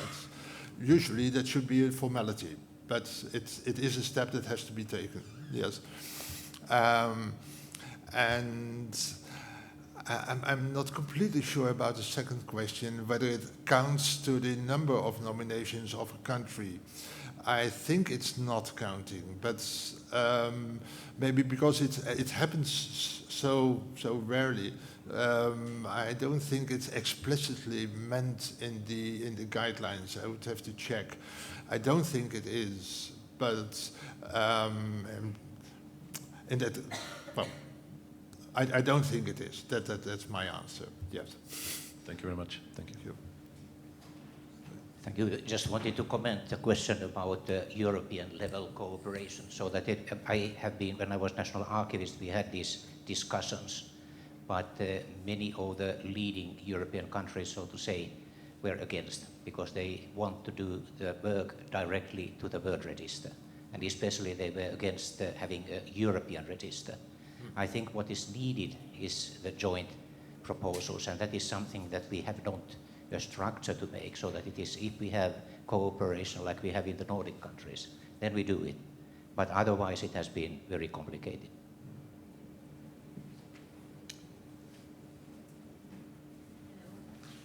My name is Codruța Mihailovic. I'm from the National Archives of Romania. I would like to ask a question. I think it's a little bit specific, but because we are in this context, it's really useful to know. I know when I had to complete the form for the nomination, I had to write how many inscriptions Romania has. But when I search, and I think here I will talk with Mr. Joachim Gerlitz more directly, when I have searched for countries, Romania didn't appear, but I knew that Romania took part in an international nomination on Lorsch Gospel. So if we are in a joint nomination, only the country who do the inscription is in there tagged and can be searched and appears as a result, or all the contributors, all the providers? Because in this particular case, Romania appears, has nothing in the memory of the World Register. Thank you. Yeah, the question is, or the answer is, first of all, it seems there are some technical issues. I realize this, but I'm not the one who is dealing with those, but we will address it. And second, I would say clearly, of course, all the participating countries should appear. In which way this we can discuss, or this is nothing to discuss. It's actually again more a technical question or issue. But no, definitely. I mean, it doesn't make sense to promote joint nominations and then only one country by alphabet is the first or something like that comes up. No, exactly. No way. It seems, and maybe it's simply a technical glitch that could be also. I don't know. I will check, or we can, if you can, someone can provide me with good internet. I'm lacking for a while now. Then we can even try to double check and see. Thank you. Thank you. Okay, my name is Johan Vasara. I'm from the Sami archives, from the Norwegian side of the Sami homeland. Thank you for very interesting introductions.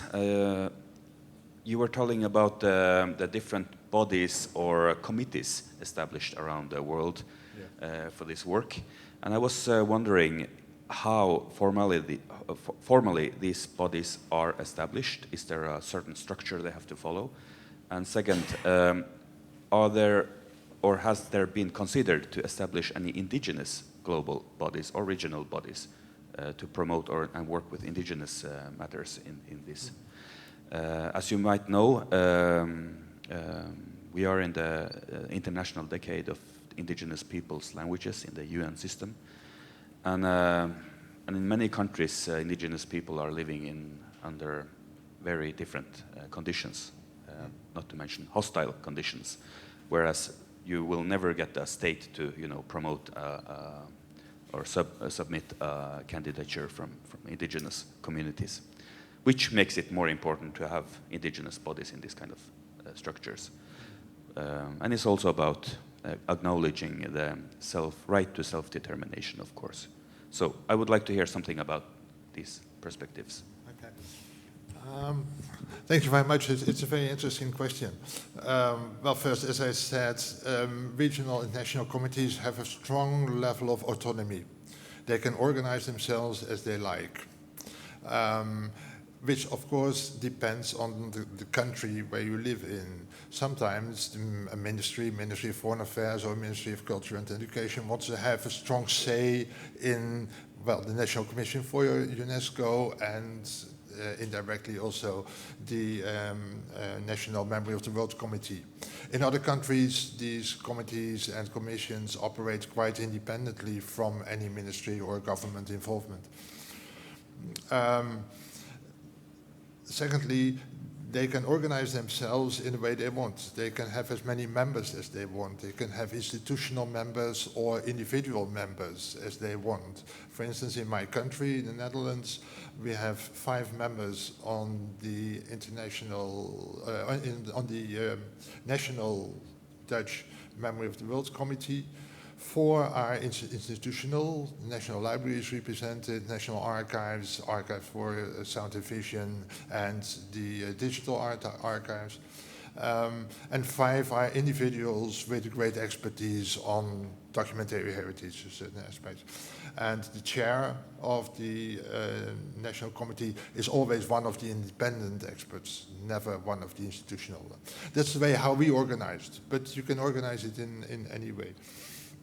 And you can also decide whether you want to have a national register or not, and whether you want to organize exhibitions, make publications, or whatever. It's all up to the regional or national committees within the general guidelines as are given. It has to do with, they have to deal with documentary heritage. They have to promote the preservation and access and awareness of documentary heritage.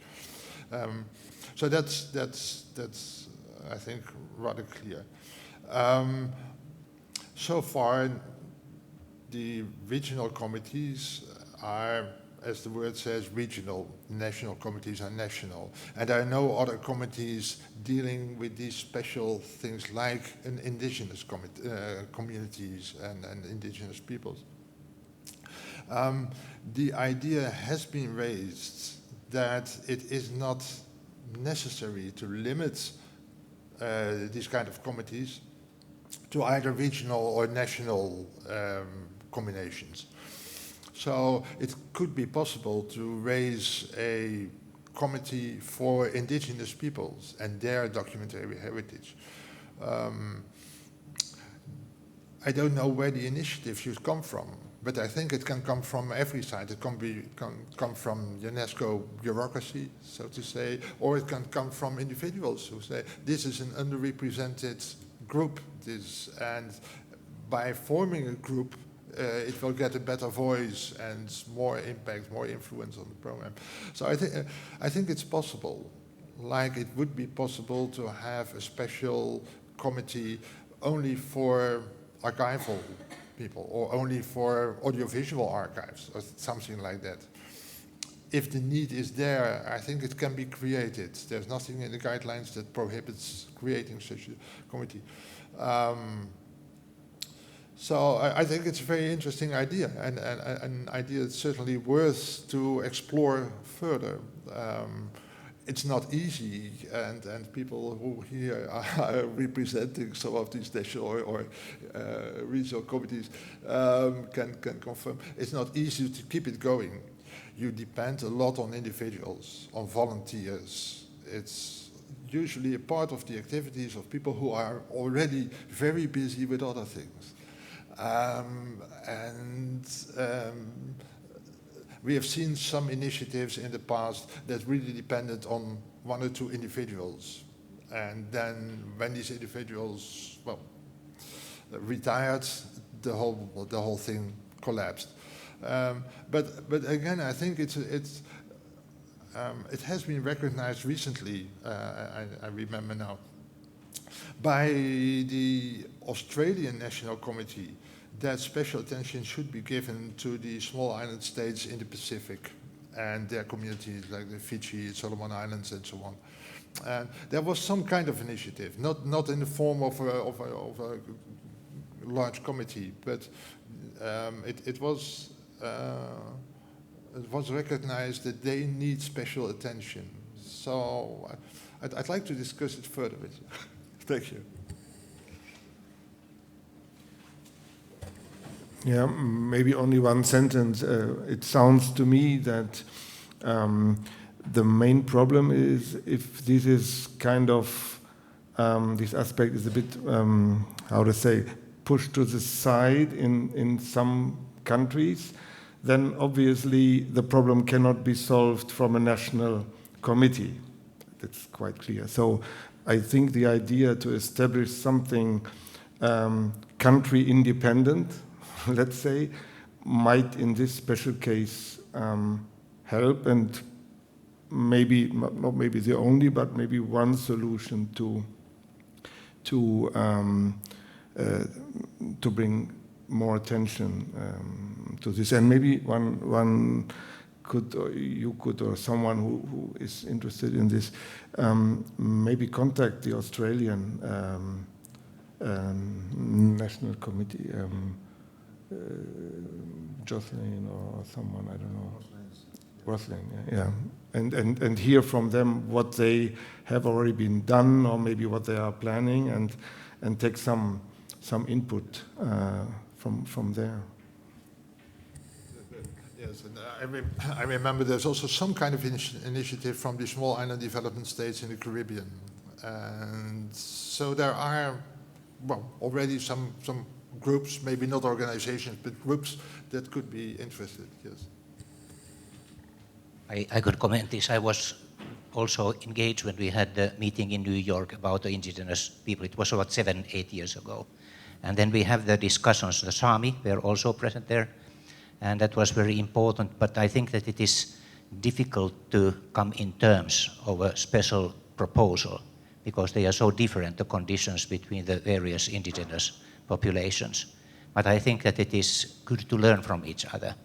And what comes to the small island states, I think that it has been mainly the question about safeguarding archival heritage than making the proposals for the memory of the world, because they are endangered with the rising waters and catastrophes. So that this is mostly not on the memory of the world level.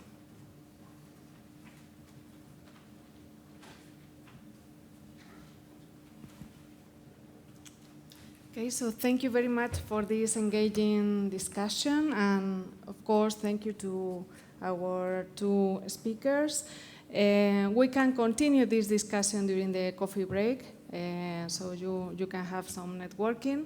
The coffee is waiting for us outside, and as we have a little delay, but not too much, we are going to start the second session with the next speakers at 11:35. So you have more or less half an hour for the coffee, and we start again in half an hour. Thank you.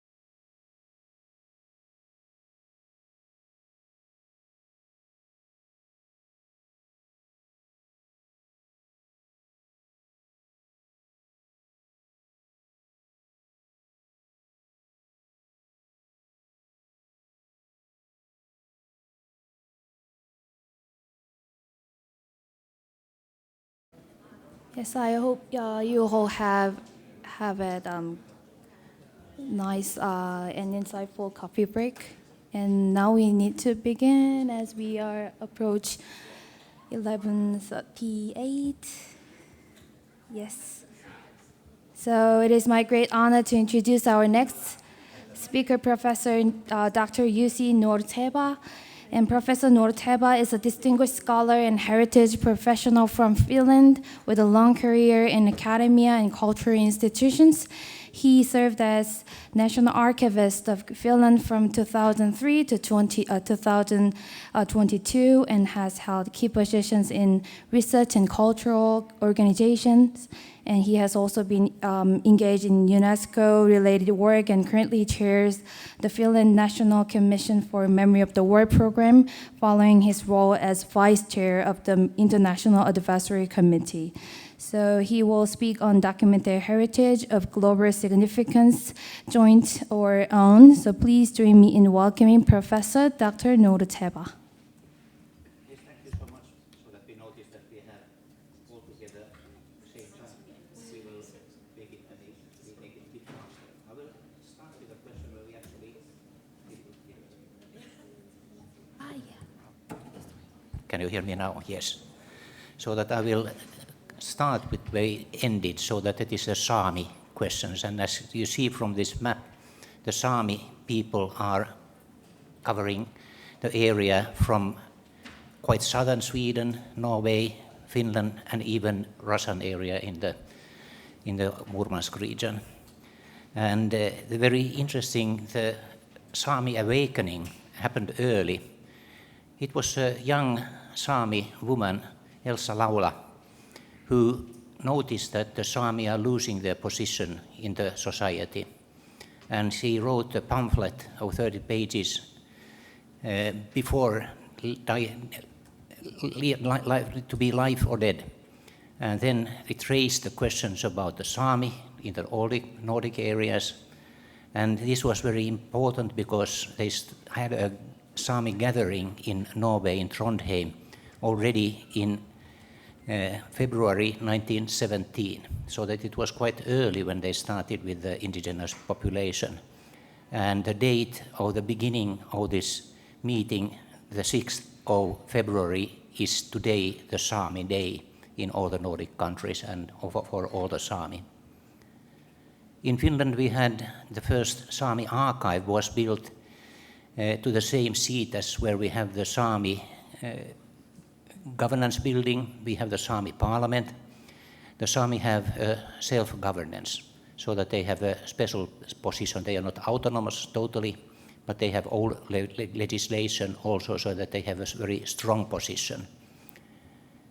Here is from the opening of the Sami Parliament Sajos building, where we have also the Sami archive. And the Sami archive that we have, that is in the Memory of the World Register. And that is a very interesting, very special, and also internationally when we compare to the situation of other indigenous populations. The archive was kept in this kind of box made of a trunk of a wood, and there was a cover that was hermetically closed so that it was sliding on, and it was closed with wax so that it was waterproof. And they have the documents in a scroll. The longest scroll was 14 meters that they had. They had several of these boxes, only one is left. But the earliest document in this scroll, or the box, is from 1601. They are not written by the Sami language, but they are documents given by the Russian emperor to the Skolt Sami. The Skolt Sami are those who were living in the eastern parts, on the Russian area and the northern Finland area. And they were given to protect the rights of the Sami, and they were even used in the court. And that is why they were so important for the Sami, that they developed this kind of very original way of archiving, so that they had them in these boxes. And it was so that it's only 3 trusted men who knew the place where these were kept. And they were really something that they understood that it is important. And I can say that when we had the meeting of the indigenous populations in New York at the United Nations, then the young Sami presented this, and they said that it is so surprising to see that when the Indians from the North America came, so that, oh, we have the first documents from the about the mid-19th century, so that there's quite a difference, so that it was very early. They were kept in the village, as I mentioned, and during the time of the Second World War, they suddenly disappeared. And the reason was that when the Skolt Sami were evacuated from those areas because of the fighting that was going on the areas, it was a border guard who took them to Rovaniemi in Lapland, and they sent it further to the National Archives, but they didn't really know what it was about. And it was only in 1990s that it was detected that this is the Skolt Sami archive. And then when we were preparing for the opening of the Sami archive, it was conservative. It was never given to the National Archives.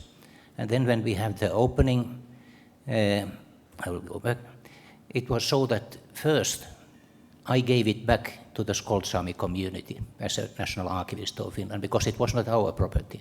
And then they gave it further to the Sami archivist to be kept. And then they understood the importance, and then we made the discussion about proposing it to the Memory of the World Register. And it was archived there quite quickly already in 2015. And I must say that especially for the young Sami, it was very important, and also for the identity of the Sami to understand that this is something that is global heritage, very important not only for the Sami, but as a token for all other indigenous populations also.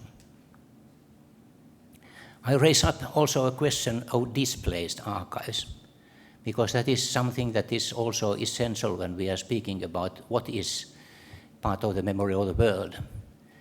And what is displaced archive? I think it's something that we have been very much discussing, because it's in many times it is colonial materials that have been taken from the original site to England or France or to any of the colonial states. And they would like to have them back. And in many cases it is so that it is quite easy to say if they are an entity that is clearly one entity and it has been clearly part of the indigenous population or the other population that has been under colonial rule, so that is. But in some cases it is difficult. I remember when we were talking about the Persian Gulf area, especially Emirates, and they said that they would like to have them given back to them. You know this question, so that we were talking also with Joachim about this. So that, but the problem was that the British rule was governing wider areas, so that it was not only the United Arab Emirates, today's area, but it was a wider. And then if you start to split the archive to all those who were somehow mentioned, that would be very difficult, because then the entity would be lost as an entity. So that this is something that was discussed, and we came to that it is important that we are able to digitize this kind of materials. And I think that this is one important solution also in making them known as an entity, and also important for the identity of these peoples. We do have materials like documents that are really something that could be returned, and I think that it is something that is difficult to tackle this question also. We had quite recently the survey that was done and presented by Maria Christine Betancourt, and in May 2024. But we have done this kind of work much earlier, so that it started already in 1980s, these discussions. In 1990 there was also a listing that was made, so that it was asked by the UNESCO, so that those countries who find that they have materials that are displaced so that they would make claim. And they made a list of claims. The person who has been very much working with these issues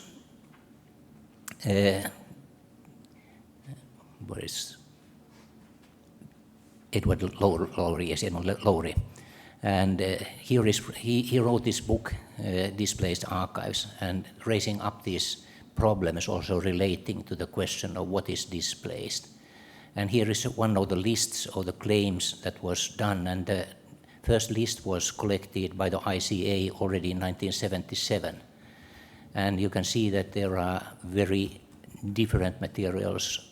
Greenland's claims against Denmark about materials that were taken to the Danish National Archives from Greenland, so that they would like to have them back, and many, many others. So that this is something then that was very difficult, so that we were preparing in around 2005, 2006, also to have a special committee for the displaced archives. And it was Algerian National Archivist Bonchi Fafa who was appointed to chair this, but unfortunately he died quite soon after that, so that we didn't proceed in this work.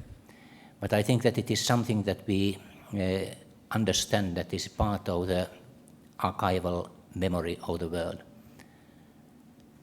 We have also unfortunate situations where we have lost archives and libraries. Here is the building of the Baghdad, the Iraqi University Library and Archive building that was also the National Library and Archive for Iraq. And it was in June 2003. I was still having New Year 2003 in Baghdad and discussing these issues. It was a very tense situation already, so that everybody was waiting for the land attack to start. And then it started in the spring, and much was destroyed, not only by the foreign troops, but also there was also inside the country very much fighting. I was there also during that time. The recommendation that was also mentioned here before is very essential, because it is telling also about what to do in the situations where we have materials that is under danger, so that it is part of the safeguarding. In the paragraph 5, we have the bullets that were added quite lately when we had these difficulties not only in Iraq, but also in Lebanon, in Syria, the Syrian war. And we had the recommendation that the member states would take holding or digital copies of the endangered materials. And at the National Archives of Finland, we did so that we started to do the work after the wars in Lebanon. There is fighting going on still today. And we were contacted by the UMAM Documentation and Research Center, where they have much of the Lebanese materials.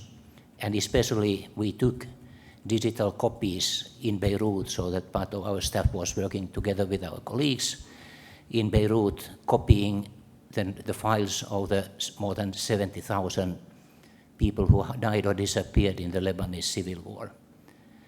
The center is, or was, I don't know yet, centered in the southern part of Beirut. And the headquarters of the Hezbollah was just 200 meters away, so that it is most likely that it doesn't exist. We haven't been able to get information, reliable information about what has happened to the materials in the UMAM Documentation and Research Center. But at least we do have the copies. In the last paragraph, it is also so that it is recommended that member states or the UNESCO would take also, if asked by a member state, materials in preservation when they are endangered. We noticed that this is not working quite as we had thought, because when we had the war in Syria, we were not able to take to the National Archives the materials that were copied from the governmental records in Syria, so that they were made by volunteers. Many of them died, and then smuggled out of the country. And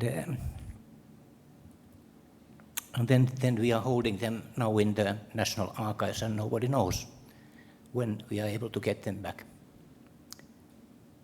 We have also common problems with the Holocaust that is touching many countries. And we have the very important archive that is not so well known in Germany, and that is the Arolsen archives. They have materials of more than 17 million people in the archives. They have also in the US, in the Holocaust Memory Museum, they have great collections of those effects of those who survived in the Holocaust. I will go to the Finnish 5 materials that are registered in the Memory of the World. And it tells about what kind of collections they are. Here is also the Sami village archive, but we have also a very important map collection of Adolf Erik Nordenskiöld. He was the person who sailed as the first person the Northeast Passage from around Siberia to Japan to Yokohama. And of course that is not only his journey, but it is so that he has 24,000 maps of global history, many unique maps. And that was at the National Library of Finland. This is very interesting. This is the Radziwiłł collection that was part of the heritage of the Russian Empire. It was a Radziwiłł family that was a Lithuanian-Polish family, and they had a huge and very valuable library. And, but it was split, so that it was in various libraries in the Russian Empire. The good thing was that there were lists, the records about, and there were also these ex libris marks in those volumes that have been part of the Radziwiłł library. And we made a proposal of all those countries that are holding materials from the Radziwiłł library. That was Russia, that was Poland, Lithuania, Belarus, Ukraine, Finland.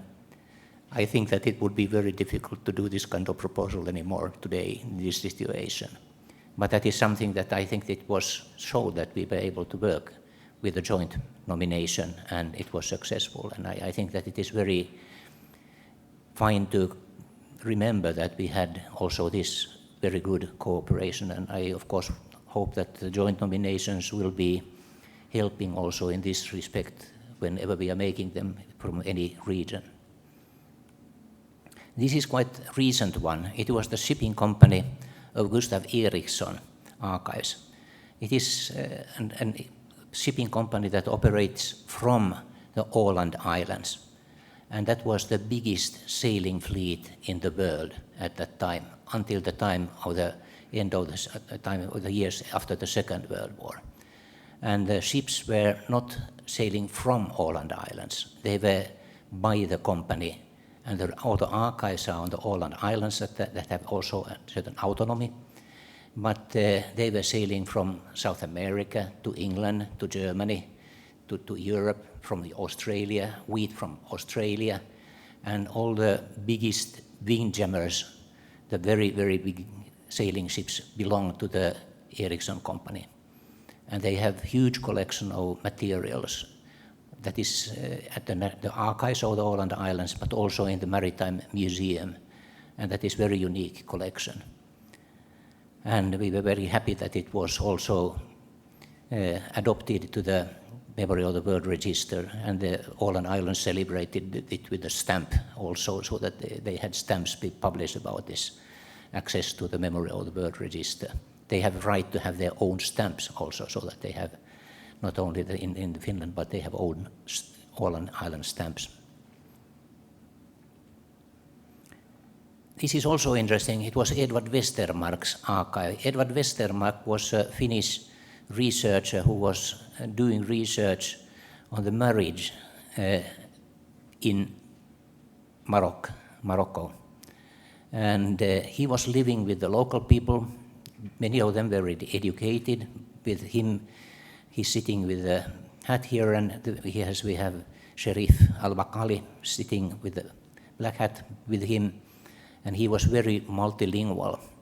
He made also a trip to Finland. He had been working with the publications of Westermarck, also mentioned as the co-author there, and he was speaking not only Arabic and Berber languages, but also French, Spanish, English, so that then when he came to Finland, he was awarded the Medal of the White Rose of Finland and also the Economic Society of Finland, so that he was really respected also in Finland for the cooperation.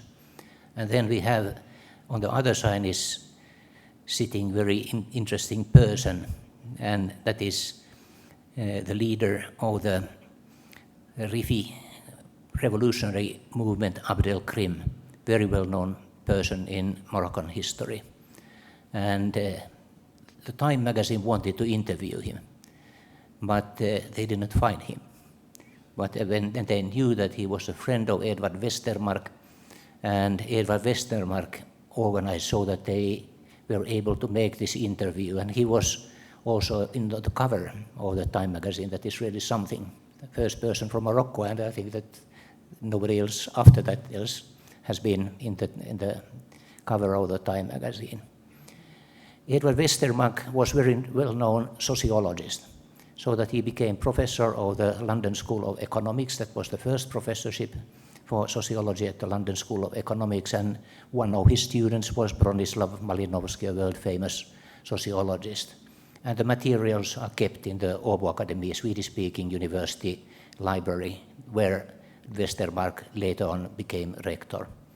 So that is very interesting material also with the correspondence and the materials on the Berber languages. Also Westermarck was fluently speaking both Berber languages and Arabic. I think that it is also good to mention, as was already mentioned, the work that has been done and going on with the Galilei Foundation, because their intention is to digitize all the materials that are in the memory of the bird register. And I think this is very good also in making them available in digital form, so that it is systematic work that they are doing. So that we know that it is not only making the register, but when we are making the proposals for the register, we must understand the documentary heritage quite widely. Then we understand what is something that really are filling the criteria of the memory of the world, that are very crucial also for the work of Joachim and Jan in their own capacities in the memory of the world register subcommittee and as chair of the International Advisory Committee. Thank you so much.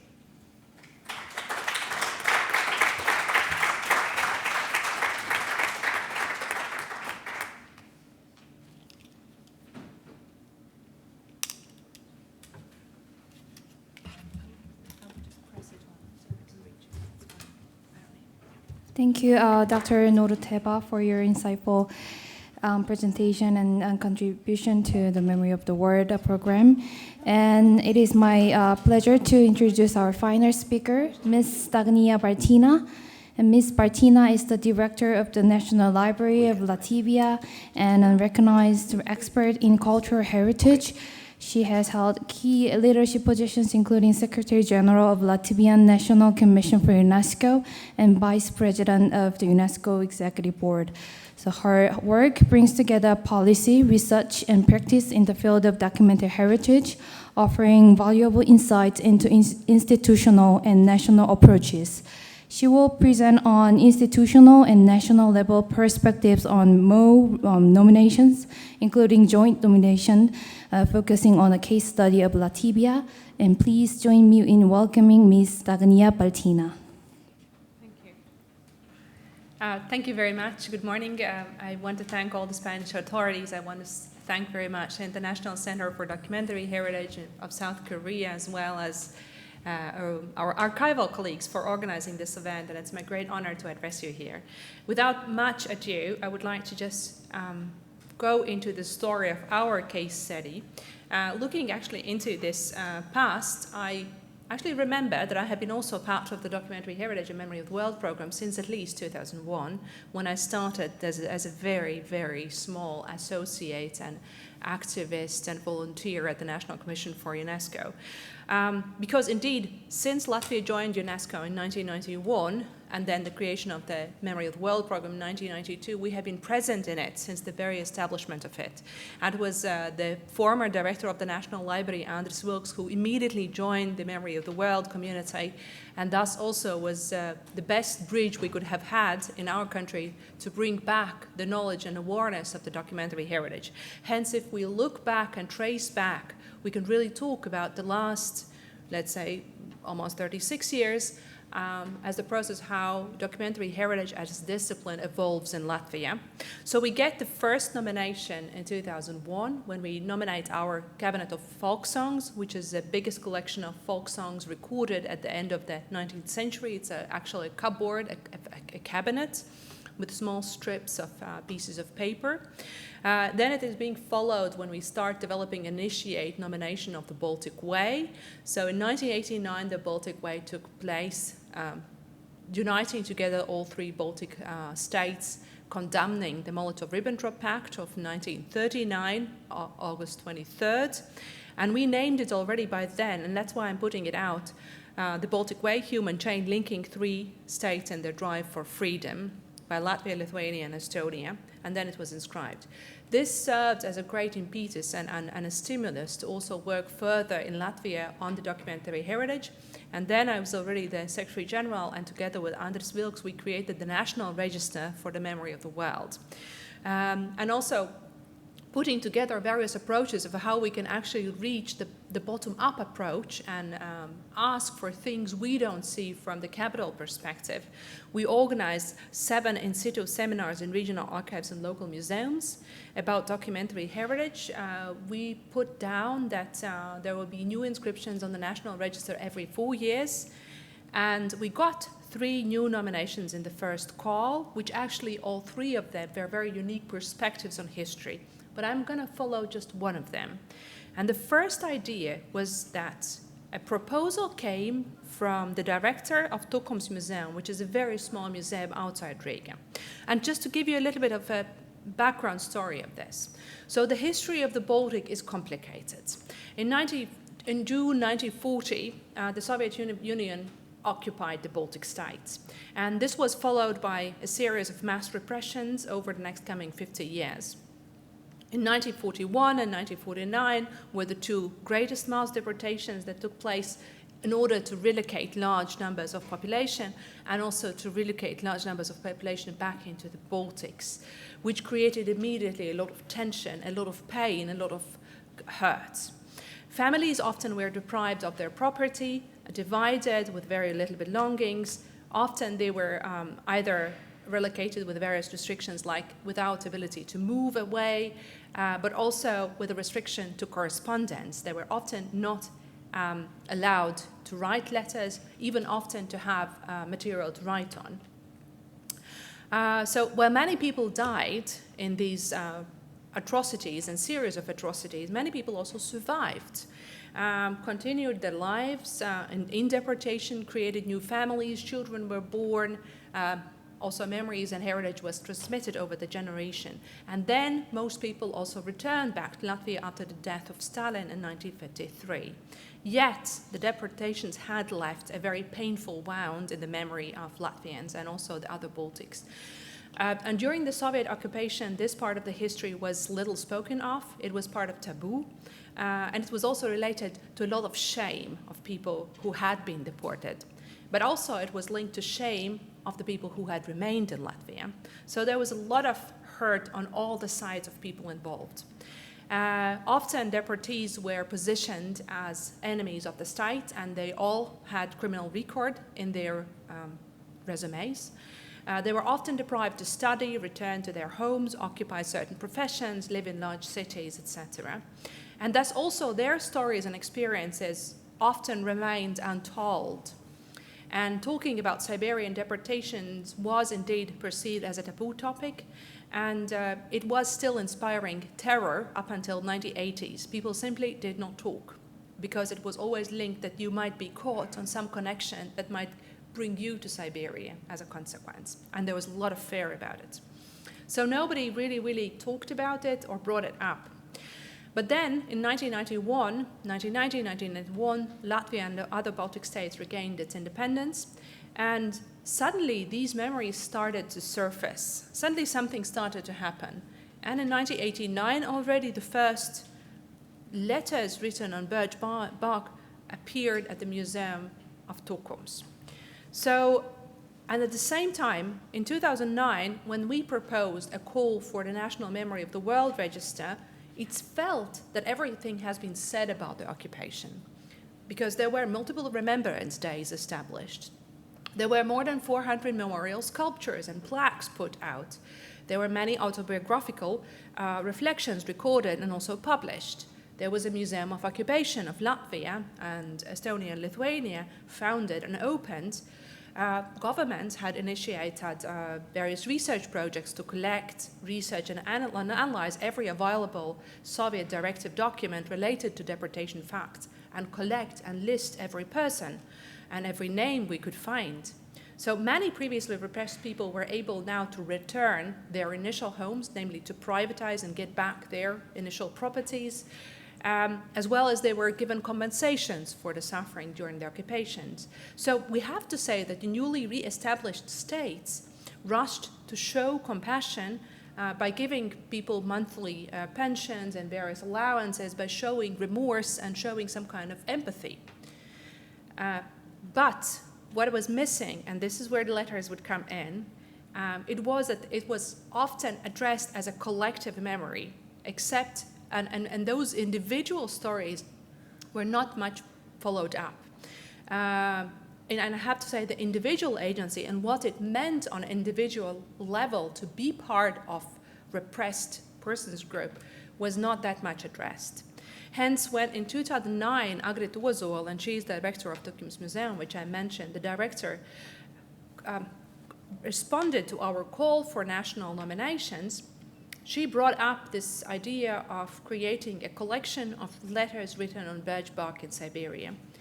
And unintentionally, she became the change agent and a trigger point for many unbelievable things that followed, including the international nomination. Her initiative was through creating a collection to tell the story of individuals behind the deportations, and that the letters on birch bark demonstrate that these people were no objects of the regime and also are no objects of this large collective memory, but subjects who were able to stand up for themselves and had their own agency. So this nomination and call for national memory of the world nomination was the needed window of opportunity that Agrit Ozol saw and took it. So what was the proposal? The proposal itself was a game changer. So while not perfectly well worded at first, and I have to say it has been sharpened up over these almost now 17 years, but it was very much nailing the significance of these letters written on birch bark. It was highlighting the act of writing, reminding of humanity, unbreakable spirit of the people, and as well as the strength of the self. These letters of Siberia, and I will show you some examples as we will walk through the presentation, all carry a very simple message. Hang on, don't give up, and return home. And these letters thus prove that when prisoners wrote texts, that was an exercise of that spirit, so that they could maintain their spiritual balance and will to survive. And that is very fascinating, because in these letters we never, almost never, and I have to say never, except one letter, I think, which accounts a food ratio. But we never face anybody complaining. They're just letters of pure love, care, and wish to live, and dreams of home. They're not about complaints. And thus we could identify 5 reasons why people were writing, even if on the birch bark, because that often was the only means that they could use to write. And the reasons were writing to survive, writing to remember, writing to preserve hope, writing to maintain the spirit of resistance, writing for unity, writing to maintain the self, and writing as a means of love. And birch bark, as I mentioned, was often used as this very significant material because, you know, birch bark is not the most usual carrier you would find in the 20th century history. That is very unique. But again, it has to do with the fact that a lot of people were that were placed in areas and working on various forestry works with a lot of birch trees. So they did have an access to the birch bark, which was often also used as food. As you know, if you peel it off, there's this soft white part of the birch bark that you can eat, but then the peel remains as a sheet of paper. So they were using actually, and there's another layer of significance of the birch bark because the Baltic countries are rich with birch trees. So our landscape integrity and memory contains with the birch tree forests with a white, black trunk verticals across the landscape. So it has also a very strong connection to the feeling of home. But of course, thus, these letters are very fragile, very unique, very few.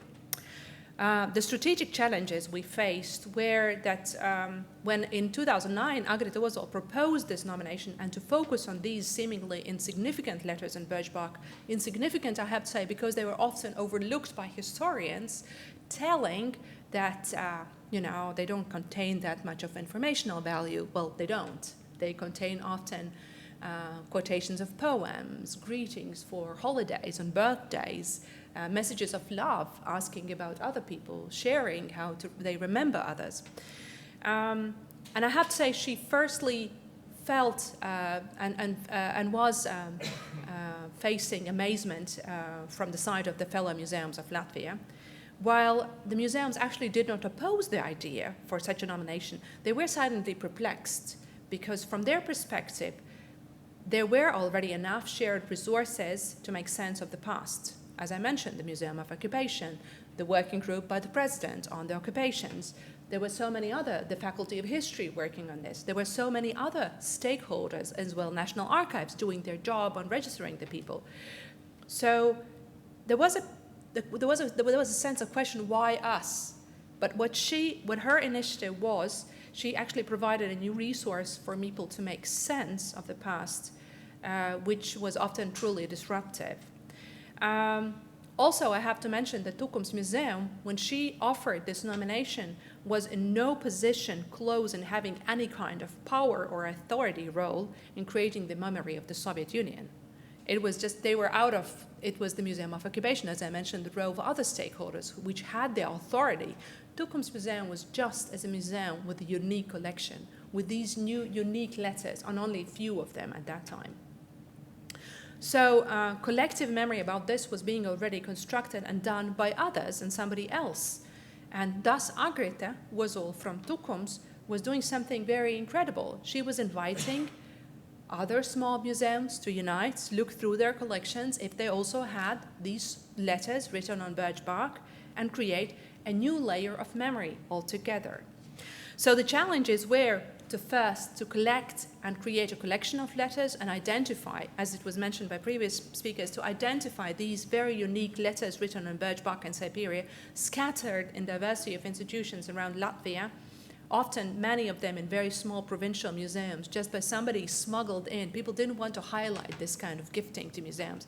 It was just something, oh, I had this, maybe you would be interested. And they were very, actually also there are many, they're also very rare because people didn't want to keep them at home because that would associate that somebody from Siberia was writing to them. So that goes back to the idea of shame. So these are extremely unique testimonies. But we needed to collect them in order to prove and make the case. Then the second challenge was to extend this new layer of the collective memory to broader groups beyond also the first level on our national level and then beyond national level, and also to mobilize the Baltics. And then it was to search for recognition from the side of perpetrators and collaborators in Latvian society, just to give a little bit of different angle how we can look on this fact of repressions and atrocities during the Soviet occupation, and to start process of acknowledging of this past pain, firstly, that it actually took place and that it caused harm, and also search for an apology. So in numbers, this is one of the examples you will see. It's written from, I'm losing, 1950s. And it's just a small poem written about the sentiment towards home. During the cult of Stalinism, so in the first 1940 to 1953, it is about 167,000 people from Latvia alone that were repressed, including also thousands of children who were sent to Siberia. And on the first wave in 2009, we only could identify 19 letters, which we think from hundreds of more that could have existed, because when we talked to reportees, they identified that there were much more letters that existed, but there are very few of them preserved. And one really, as you also see from this very small example, one cannot hide away from the very strong emotional impact it leaves to you. And thus we came up with an idea of a joint nomination. And this was really an idea when we started to negotiate our own terms to broaden our own national collection. So in 2009, the first 19 letters in birch bark came in. In 2013, we renewed the National Register. A new layer of letters were already identified. Not that many, though, but still more than that. And this was the moment where we also came in with an idea of the UNESCO nomination. And here I have to give you a hint. It is because of the previous nomination, and I mentioned already the Baltic Way, and it's not only that it's something that we dared to think of, that our messages and missives might play a broader role, but I think because we did have a very clear agenda on this nomination. And this agenda was also about the Baltic, strengthening the Baltic community and cooperation. This is also what we saw in the Baltic Way. It was only both of acknowledging the fact of this Molotov-Ribbentrop Pact, but it was also, and more importantly, highlighting the power of the Baltics and that we can mobilize and we can stand up peacefully for ourselves. It was like a huge flash mob, to say it contemporarily, in 1989. And now again, these letters and the collection of the Siberian letters allowed us to talk about our past and the Balticness in a very different category. So we wanted to pursue strengthening the sisterhood of the Baltics, and it was very clear also for our internal moral compass, as from Latvia, as we initiated this, that we wanted to pursue a serial nomination, and international nomination was not title itself. It was about the Baltic agenda and the Baltic unity. And it's actually curiously that this year, 2026, marks the 80th anniversary since the establishment of the Baltic University in the deported persons camp in Germany in 1946, which actually within itself is a very unique historical fact, that in the deported persons camp in Germany, a Baltic university by 3 Baltic states uniting was created under the not under the military UK military powers, and these letters happen at the same time. So the Baltics unite both there in the West, so-called, and also under the very hostile situation under the Soviet occupation. So what we did for mobilizing the Baltics, we firstly started to talk about this as a case study from Latvian side, firstly as the national establishment of the National Register of the Memory of the World and how the process works. And I think you two remember we even presented this in the 2012 in the Polish event, and how the National Register actually can fuel a lot of very high quality international nominations and national nominations. We also worked on several publications as well as exhibitions, always paying attention to languages. So we always made sure that these exhibitions were in Latvian, Russian, English, and French. So that was also a very important aspect for success, I think, but not that big of success. Then in 2014, we put forward a proposal for creating a mutual nomination to our ministers of culture, which then followed by first meeting on the Latvian ground. We initiated it and we brought forward And also it was reached by response by the Lithuanian National Memory of the World Collection Register, these letters also inscribed on the Lithuanian National Register. Estonians don't have the National Register. And then in 2016, we hosted at the National Library of Latvia. I was not then part of the National Library, but I was convening, leaving UNESCO and joining the National Library. We organized a large exhibition with the title, I Cannot Not Write. So what was the summary of the nomination? The summary, I think, was about formulating arguments for an international nomination. And this is something which took a lot of time. So what would be the storyline, the wording, the narrative, the nailing of the formula, possibly for the winning formula of the nomination. So instead of actually playing the suffering card and enroll into the competition of suffering, we decided, and from the Latvian side, we very heavily worked on that we could now build on the shared spirit of humans who demonstrate incredible strength and humanity under most inhumane circumstances. That's why we named it, that the collection testifies to the strength of the human spirit that continued to demonstrate by acts of writing independent thought, love of life and care for dear ones, even in fierce conditions brought about by repressions and deprivation of human rights. We worked through these individual voices to give back agency to people who suffered the Soviet repressions, but we didn't talk about the suffering at all. The nomination was cleared for these connotations because we didn't want to. That was not, in general, our sentiment in that. Our sentiment was all on the power of humanity within these people, despite the atrocities. But yet, so we submitted in 2016 the first joint nomination.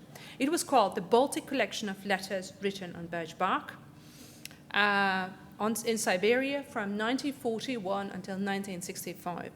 It then contained 103 documentary heritage objects or items from various Soviet labor camps, prisons, and forced relocation settlements.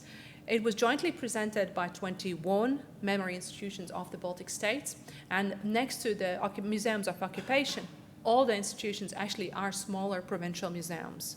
The museums of occupation of 3 Baltic states are the biggest in a way, the leading, but they're not the leading institutions. They would be the ones represented in the capitals, but the rest of 21 memory institutions are scattered all around the countries. And then again, it demonstrates the relevance of the act of writing and explains the tragic course of life of many people subjected to the repressions of the Soviet Union. What happened? The revision was requested for a more neutral language. We had worked greatly on the neutrality of the language, but already then the contestation was received by one country asking for neutralization of the language. And then the nomination was not inscribed as was presented, not because of the argument not inscribed. So we didn't get a no, but we get a conclusion that the collection submitted was restricted in scope since it presented only a limited number of countries and one particular type of documents. This particular type of documents, birch bark as a very unique carrier, was our argument actually. So we could not bring all the rest of the paper documents in because that was not our point, because the birch bark also convened many other layers of messages. As a result, it felt that the international significance of the nomination was not adequately demonstrated.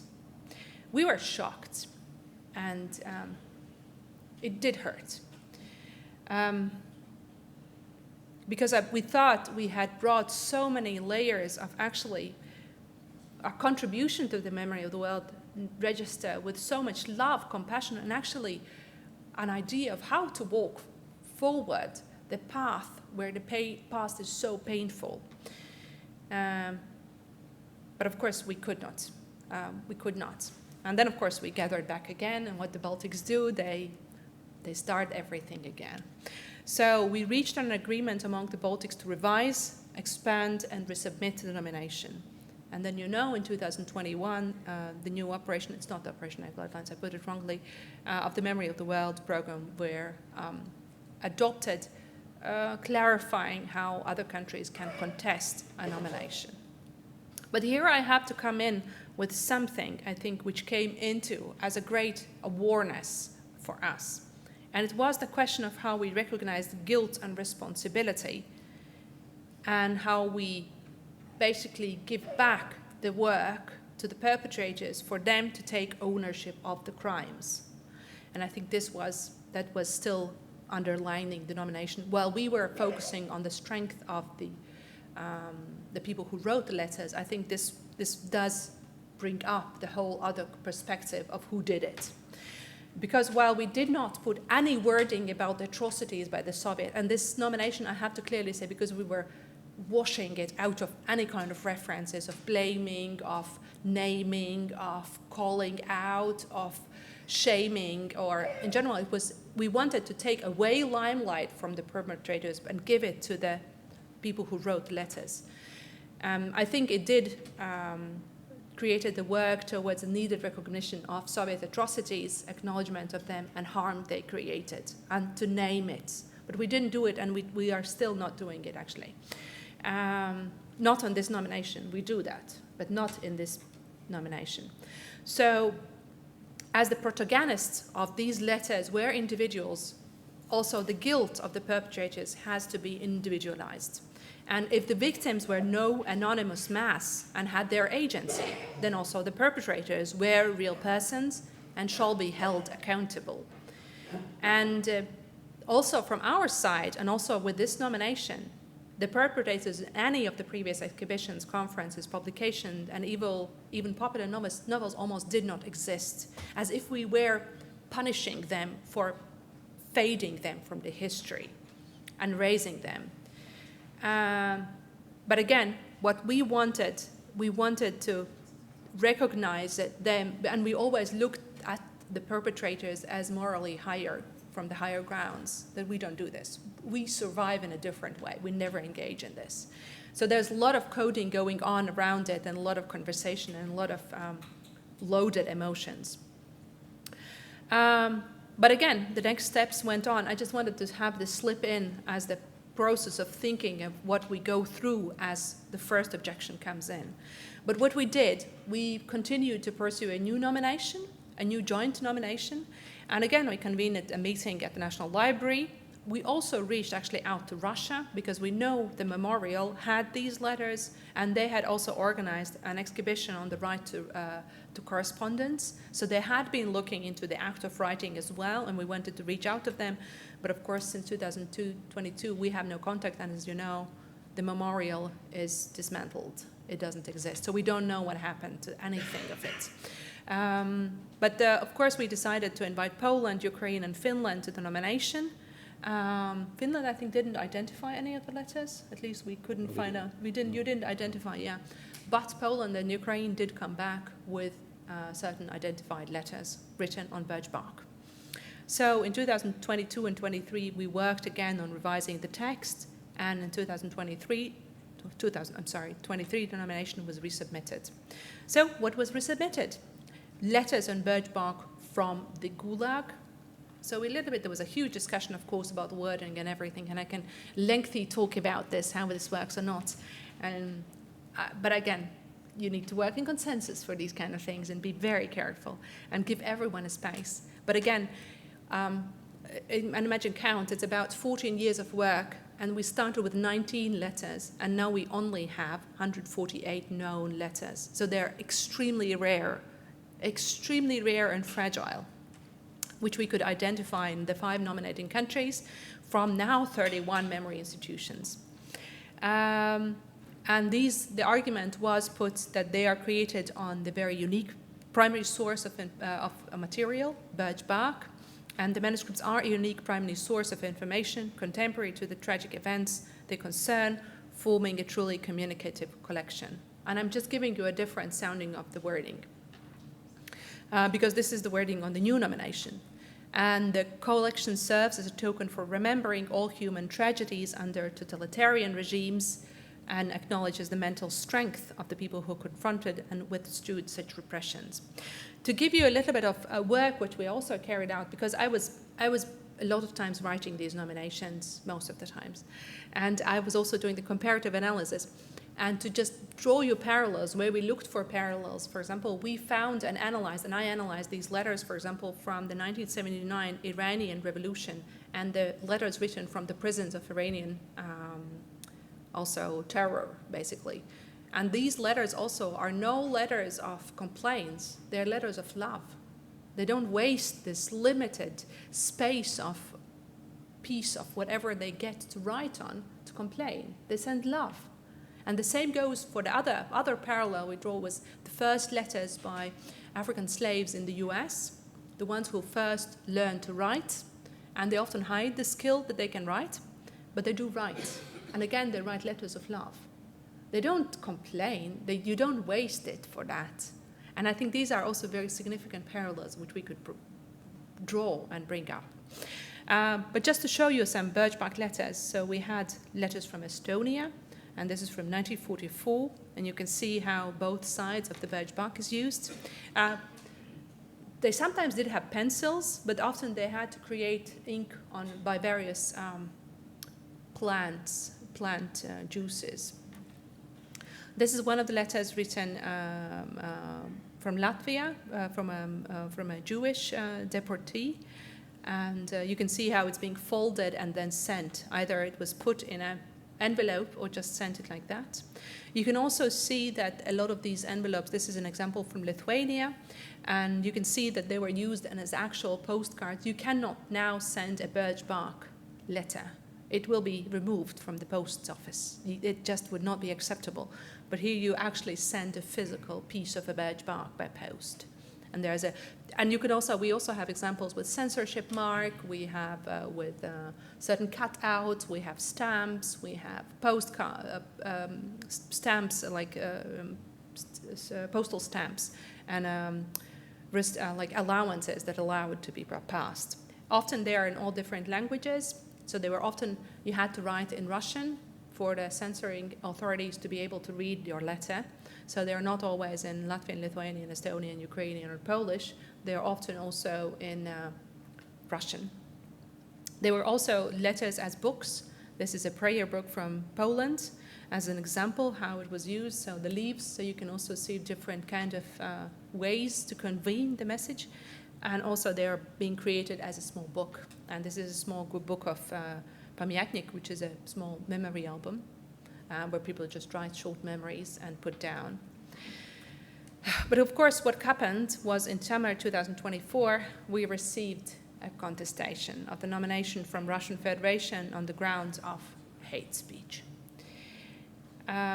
What followed was openly hostile correspondence from Russian side denying that we did respond to that, saying that it's actually what you presented, what is the aims of the program also, that there are no good or bad memories, and this is really about the humane nature, and it just didn't fall. And we actually got back a very, very hostile correspondence from Russian side denying the fact of the occupation of the Baltic states, which was clearly there, opposing certain personalities or as the authors of the messages, which again, as an example of Karl Marx, we don't talk about the personalities of these people, we talk about the different significance.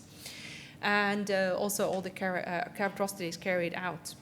So also Russian Federation in their response letter openly threatened the Memory of the World program about the risks if not obeying to the Russian contestation. So in the second nomination, and again, we received that the nomination is not being inscribed in the international register. To conclude, I want to bring back why it all matters, still matters, because we're not giving up and we most likely will resubmit and just sharpen it again. But there was something that we have to pull together as strings. As we started, in a way, as it was proposed by Agrita Oswald, she was really the agent of change. And I like to also give her the limelight, and also it was thanks to the Andris Vilks, who really saw it and said, no, go forward with this. We have to talk about ripple effects. And while we were just at first offering interpretation of this dreadful past, it was actually more about searching for I don't know, threads and ideas of how that reveal the strength and humanity of the survivors and not elaborate the cruelty of the Soviets. So we wanted really to take back and say, no, we are very strong. We know how to do this. So, and museologically, we can walk through why it was important that Agret Wozel was coming from a museum and proposing it from a museological perspective, because she, as a museologist, had a different narrative to tell. So she looked differently. She looked from a different perspective. And this is where the question came in. If until then, the whole narrative and historical research focused around the idea, never again, this whole nomination brought up the light and said, well, how to survive if it happens again. And these letters and this nomination actually is a response to that. There is a way, and there always will be a way to survive. So that's basically the path we walked through. And here I also want to give some kind of a hope to all the nominations. Instead of dealing with atrocities done to the victims and people who suffered, so we don't give limelight to the perpetrators, but it's very important to engage with the resilience and strength of the survivors and of the people who are there while being drawn into the future. And this, how to survive if again, is something which gives us, for the present day, more strength than the simple never again. Thank you very much.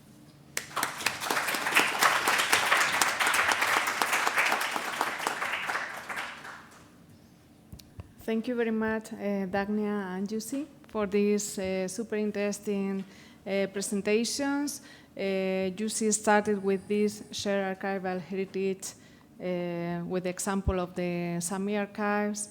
Dagnia presented this extremely interesting use case about how a nomination that is also international can be contested and what is the future for these kind of nominations. So I think we have enough content for having around 10 minutes of questions and answers. So my colleagues are here in the case you want the microphone. May I comment the question when you raised up that you contacted Finland and we didn't have any?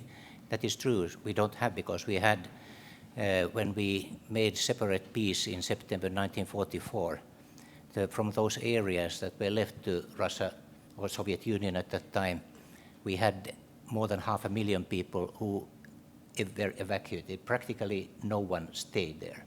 We had people from the Russian or Soviet Karelia that were taken, they were Finnish speaking. But we don't know, because we don't have any access to the materials they might have had. We have had cooperation with Memorial also on these issues about the Karelian and the Finnish speaking people, and we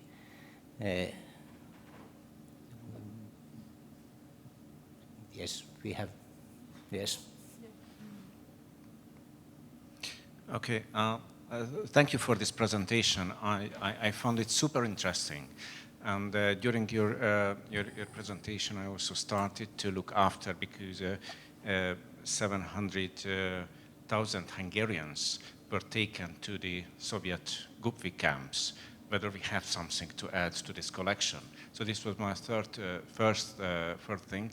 And the second thought was that going back to EURBICA role into this Memory of the World program and how we can contribute or participate, I still see relevance to have some, at least not so institutionalized, but at least some kind of program to have to show the relevance, the European relevance of the documents what we have in our collection, because it's also a big danger that we have something which belongs very strongly to the memory of our nations or communities, and then of course Russia will be contested it, and at international level you cannot reach what you wanted and you deserve based on this cultural mission.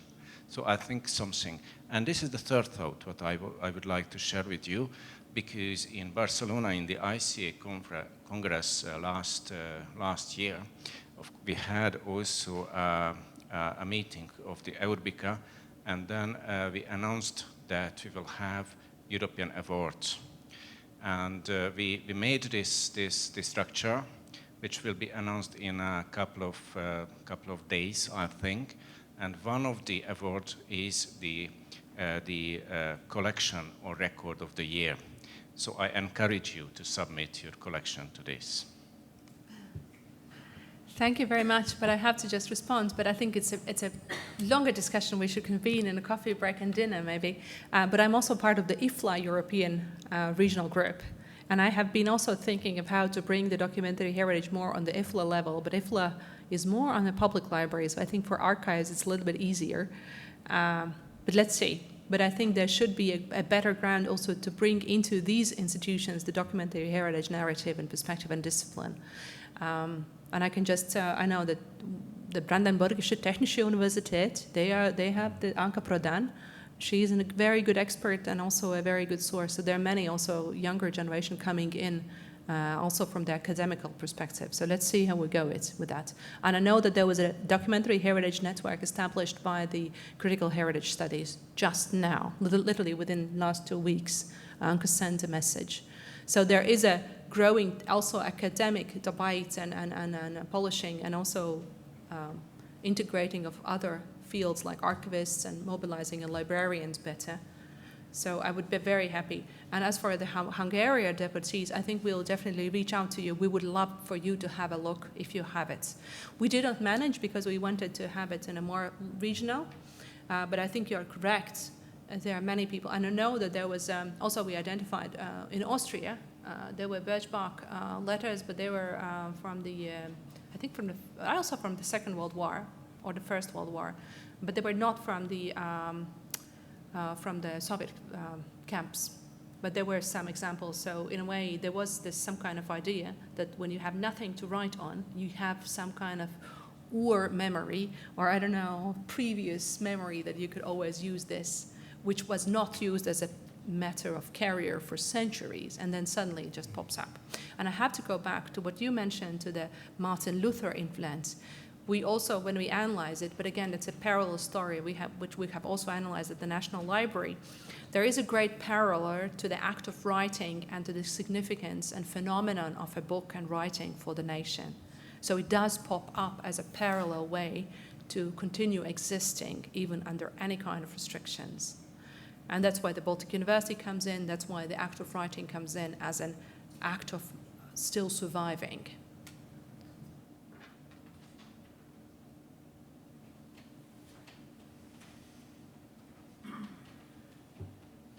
Thank you.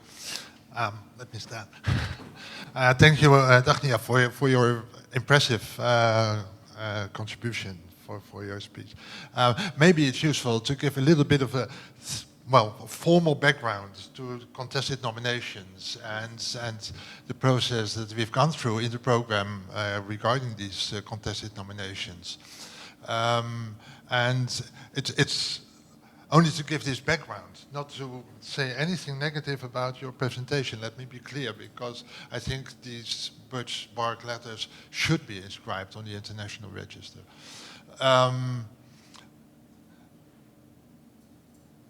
I told you that the Memory of the World program was growing and getting more, and flourishing, getting more attention. First, it was a rather small program in the margin of UNESCO, led by experts. But then it got more attention and more exposure. And from that moment on, politicians and diplomats started to look at it. And not only sometimes from their own interest, but sometimes with an only perspective. How can it be used for the interest of my nation, my country? And in that context, it became clear to some countries that sometimes documents say bad things about these countries, that they highlight dark pages in their history, or that they give a perspective on their history that they don't like. So when these diplomats and politicians start to give attention, they also started to contest certain nominations.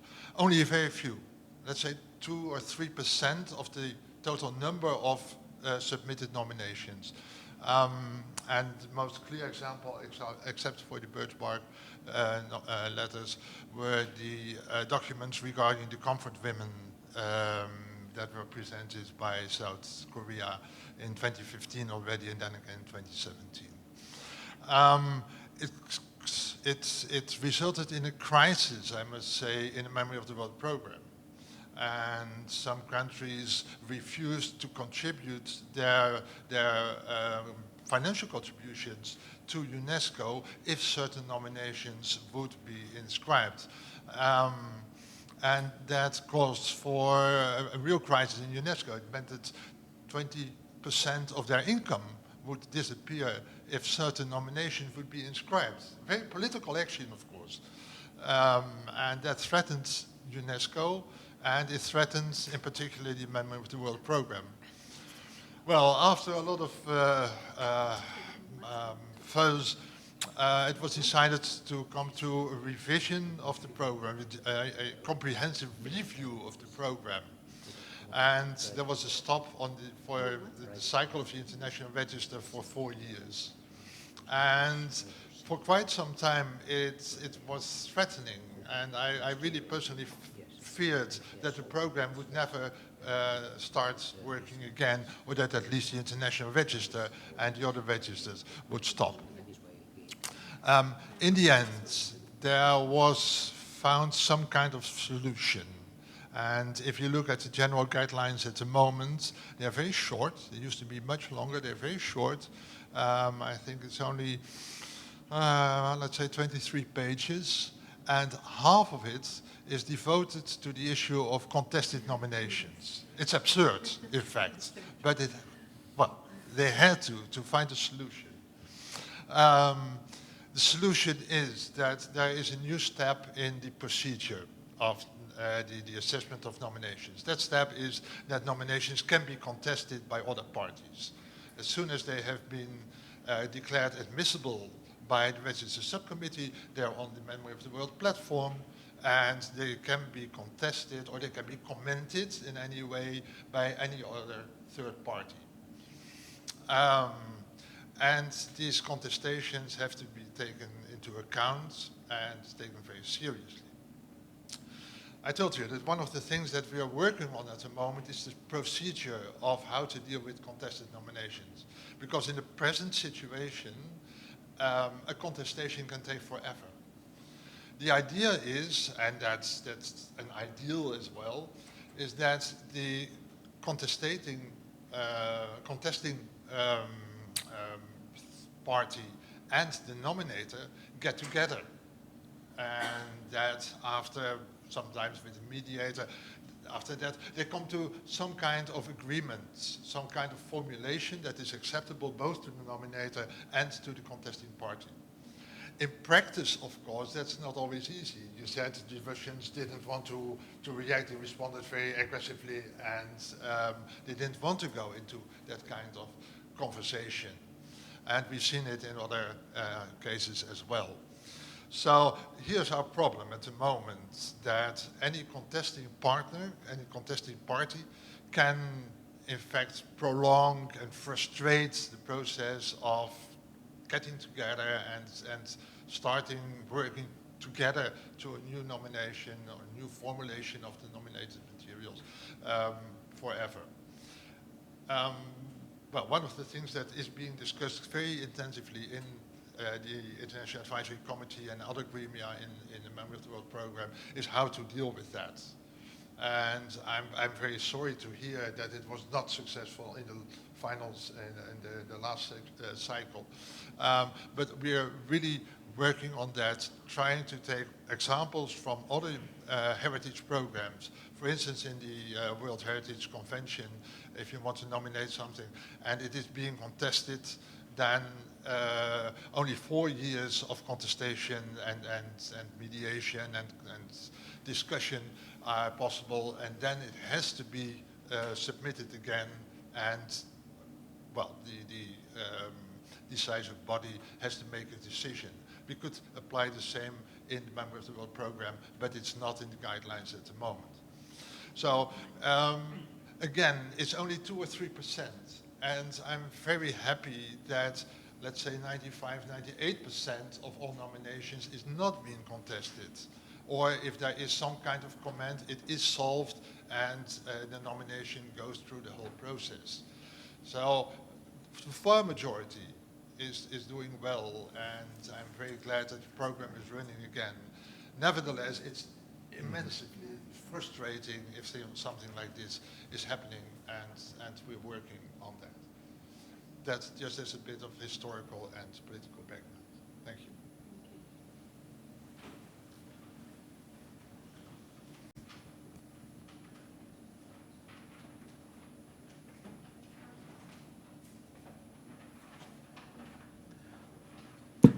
Thank you very much for your very interesting presentations. First of all, I was interested, you mentioned that your first nomination was declined basically on the basis that only a limited number of countries and only one type of documents was presented. I'm curious, what was the reason for the second cancellation, or rather refusal? And I wish you every success on your third nomination, of course. But the other thing is, you mentioned that they were registered on your national registers in Latvia and Lithuania. And I was wondering what happens when, hopefully, it will be inscribed in the international register. Do they stay together in the national and in the international? Or do they have to be excluded from the national? What happens with this, if anyone has any insight on this? Thank you. So Jan already responded to what happened the second nomination. The procedure was changed, and that is why we ended up in this Möbius way of contestations. Oh, it's still contested then? Well, if a country contests, there is basically a no way out. Right, so it's like... So basically a contested is perceived as an objection with no way to negotiate. We can write back our position, we can improve, but if the country still maintains an objection, that's endless. That's what we are currently on the Möbius way of endless negotiation.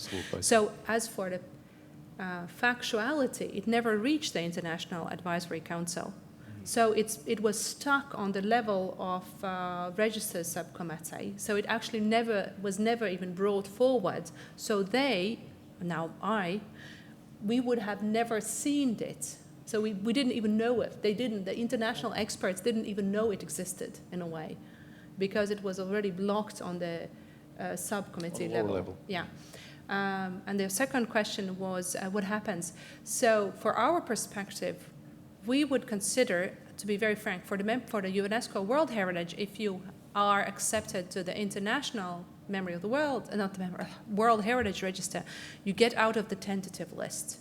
And there's a certain threshold that you have to submit from the tentative list. The National Memory of the World Register's purpose is not to create international nominations. That is not the way. Tentative lists for the World Heritage are created in order to filter nominations that would go forward for the World Heritage nomination. For the Memory of the World, that's not the case. The case is to mobilize people around safeguarding, preserving, communicating documentary heritage. So for our case, but it could be very individual, as it was responded previously, it's done on a very individual ways, how each country organized their national register. Because as I mentioned, Estonia doesn't have a national register at all. They just nominate it. So it's not compulsory. So I think in our case, we haven't written it down that they would immediately lose the national register status. So I think they would remain on both levels. So that's as far as for the current regulation for our case. And this regulation, so the national register is being established under the National Commission for UNESCO, and it's one of the National Commission programs. And it's one of so the legal documentation is done by the National Commission for UNESCO in Latvia. So that's the legal level. Thank you. I could comment this question so that we didn't have this contested system, but we had it so that it came up when we had discussions and debates about the comfort women issue and the Nanjing massacre issue. And Japan reacted very strongly to these proposals. but it didn't have the possibility to have it contested in the way that it would be withdrawn.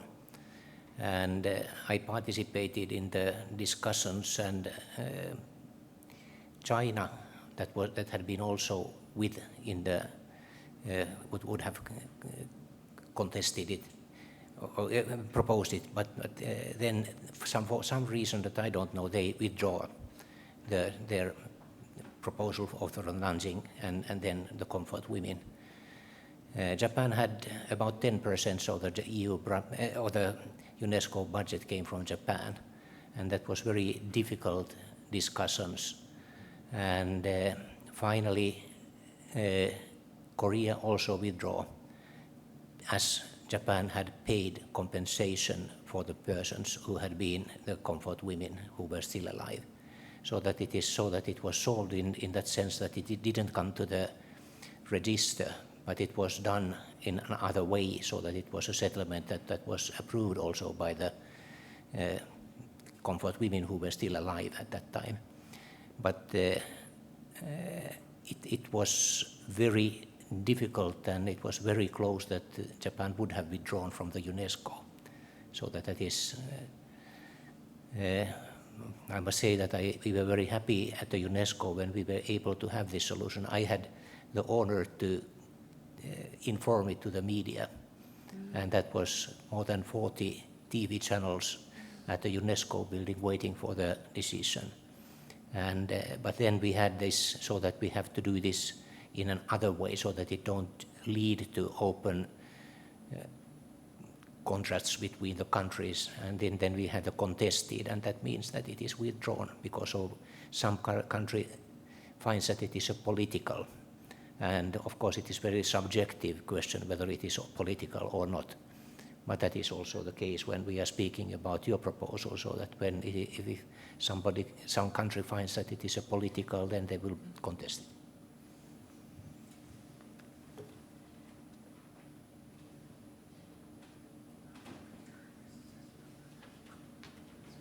Thank you very much, Jussi and Dagnia, for your presentations and for sharing with us.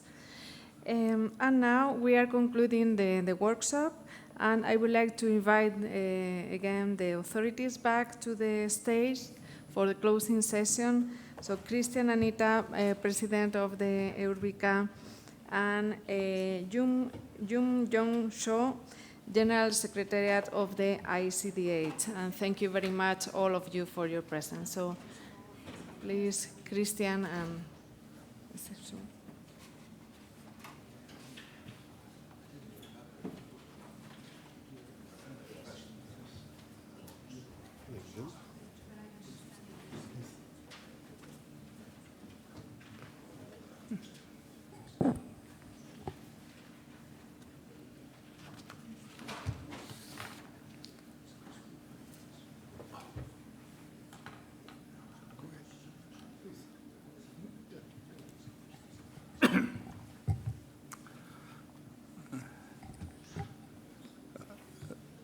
Distinguished guests, ladies and gentlemen, today's discussion have provide invaluable insight into the Memory of the World program and the importance of nominations. It will be very meaningful to share diverse experience and explore opportunity for the cooperation for next sessions. We hope that this effort will continue to grow and strengthen collaboration among the institutions. ICDH will continue to support this effort and promote the value of documentary heritage through international cooperations. Thank you very much for your participation.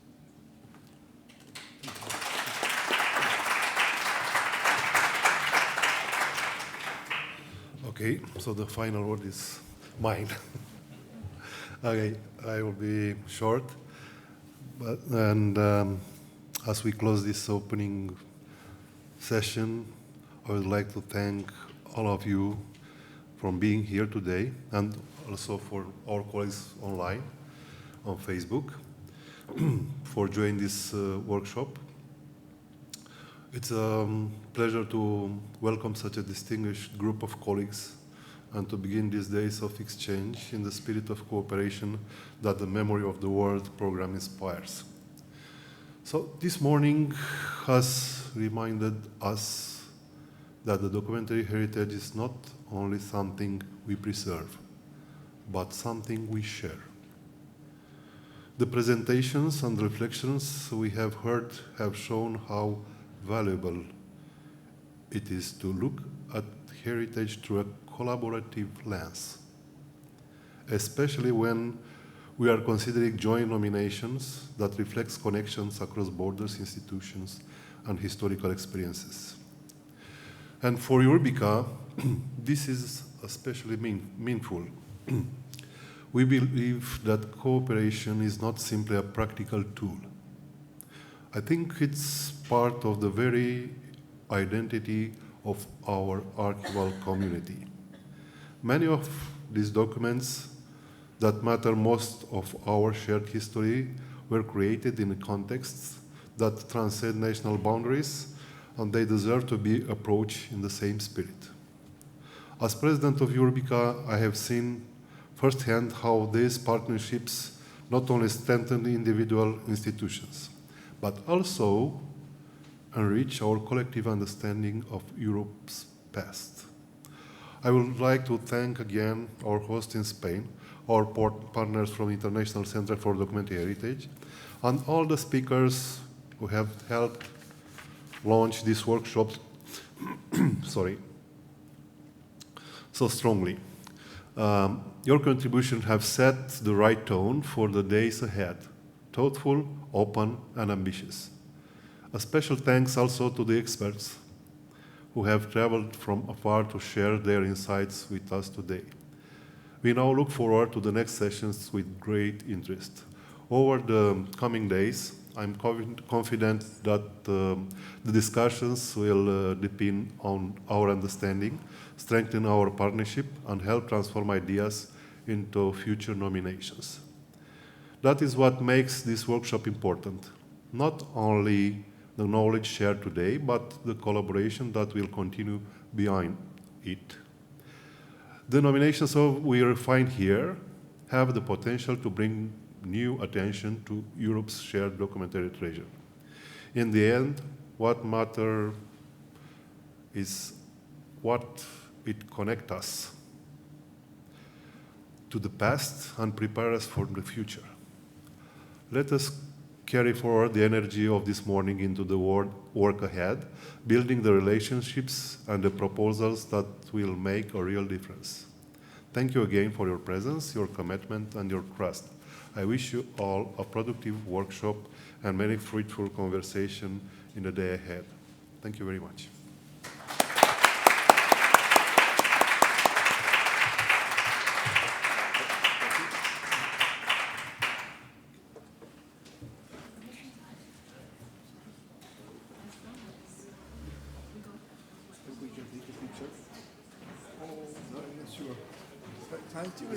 Christina, can take a picture?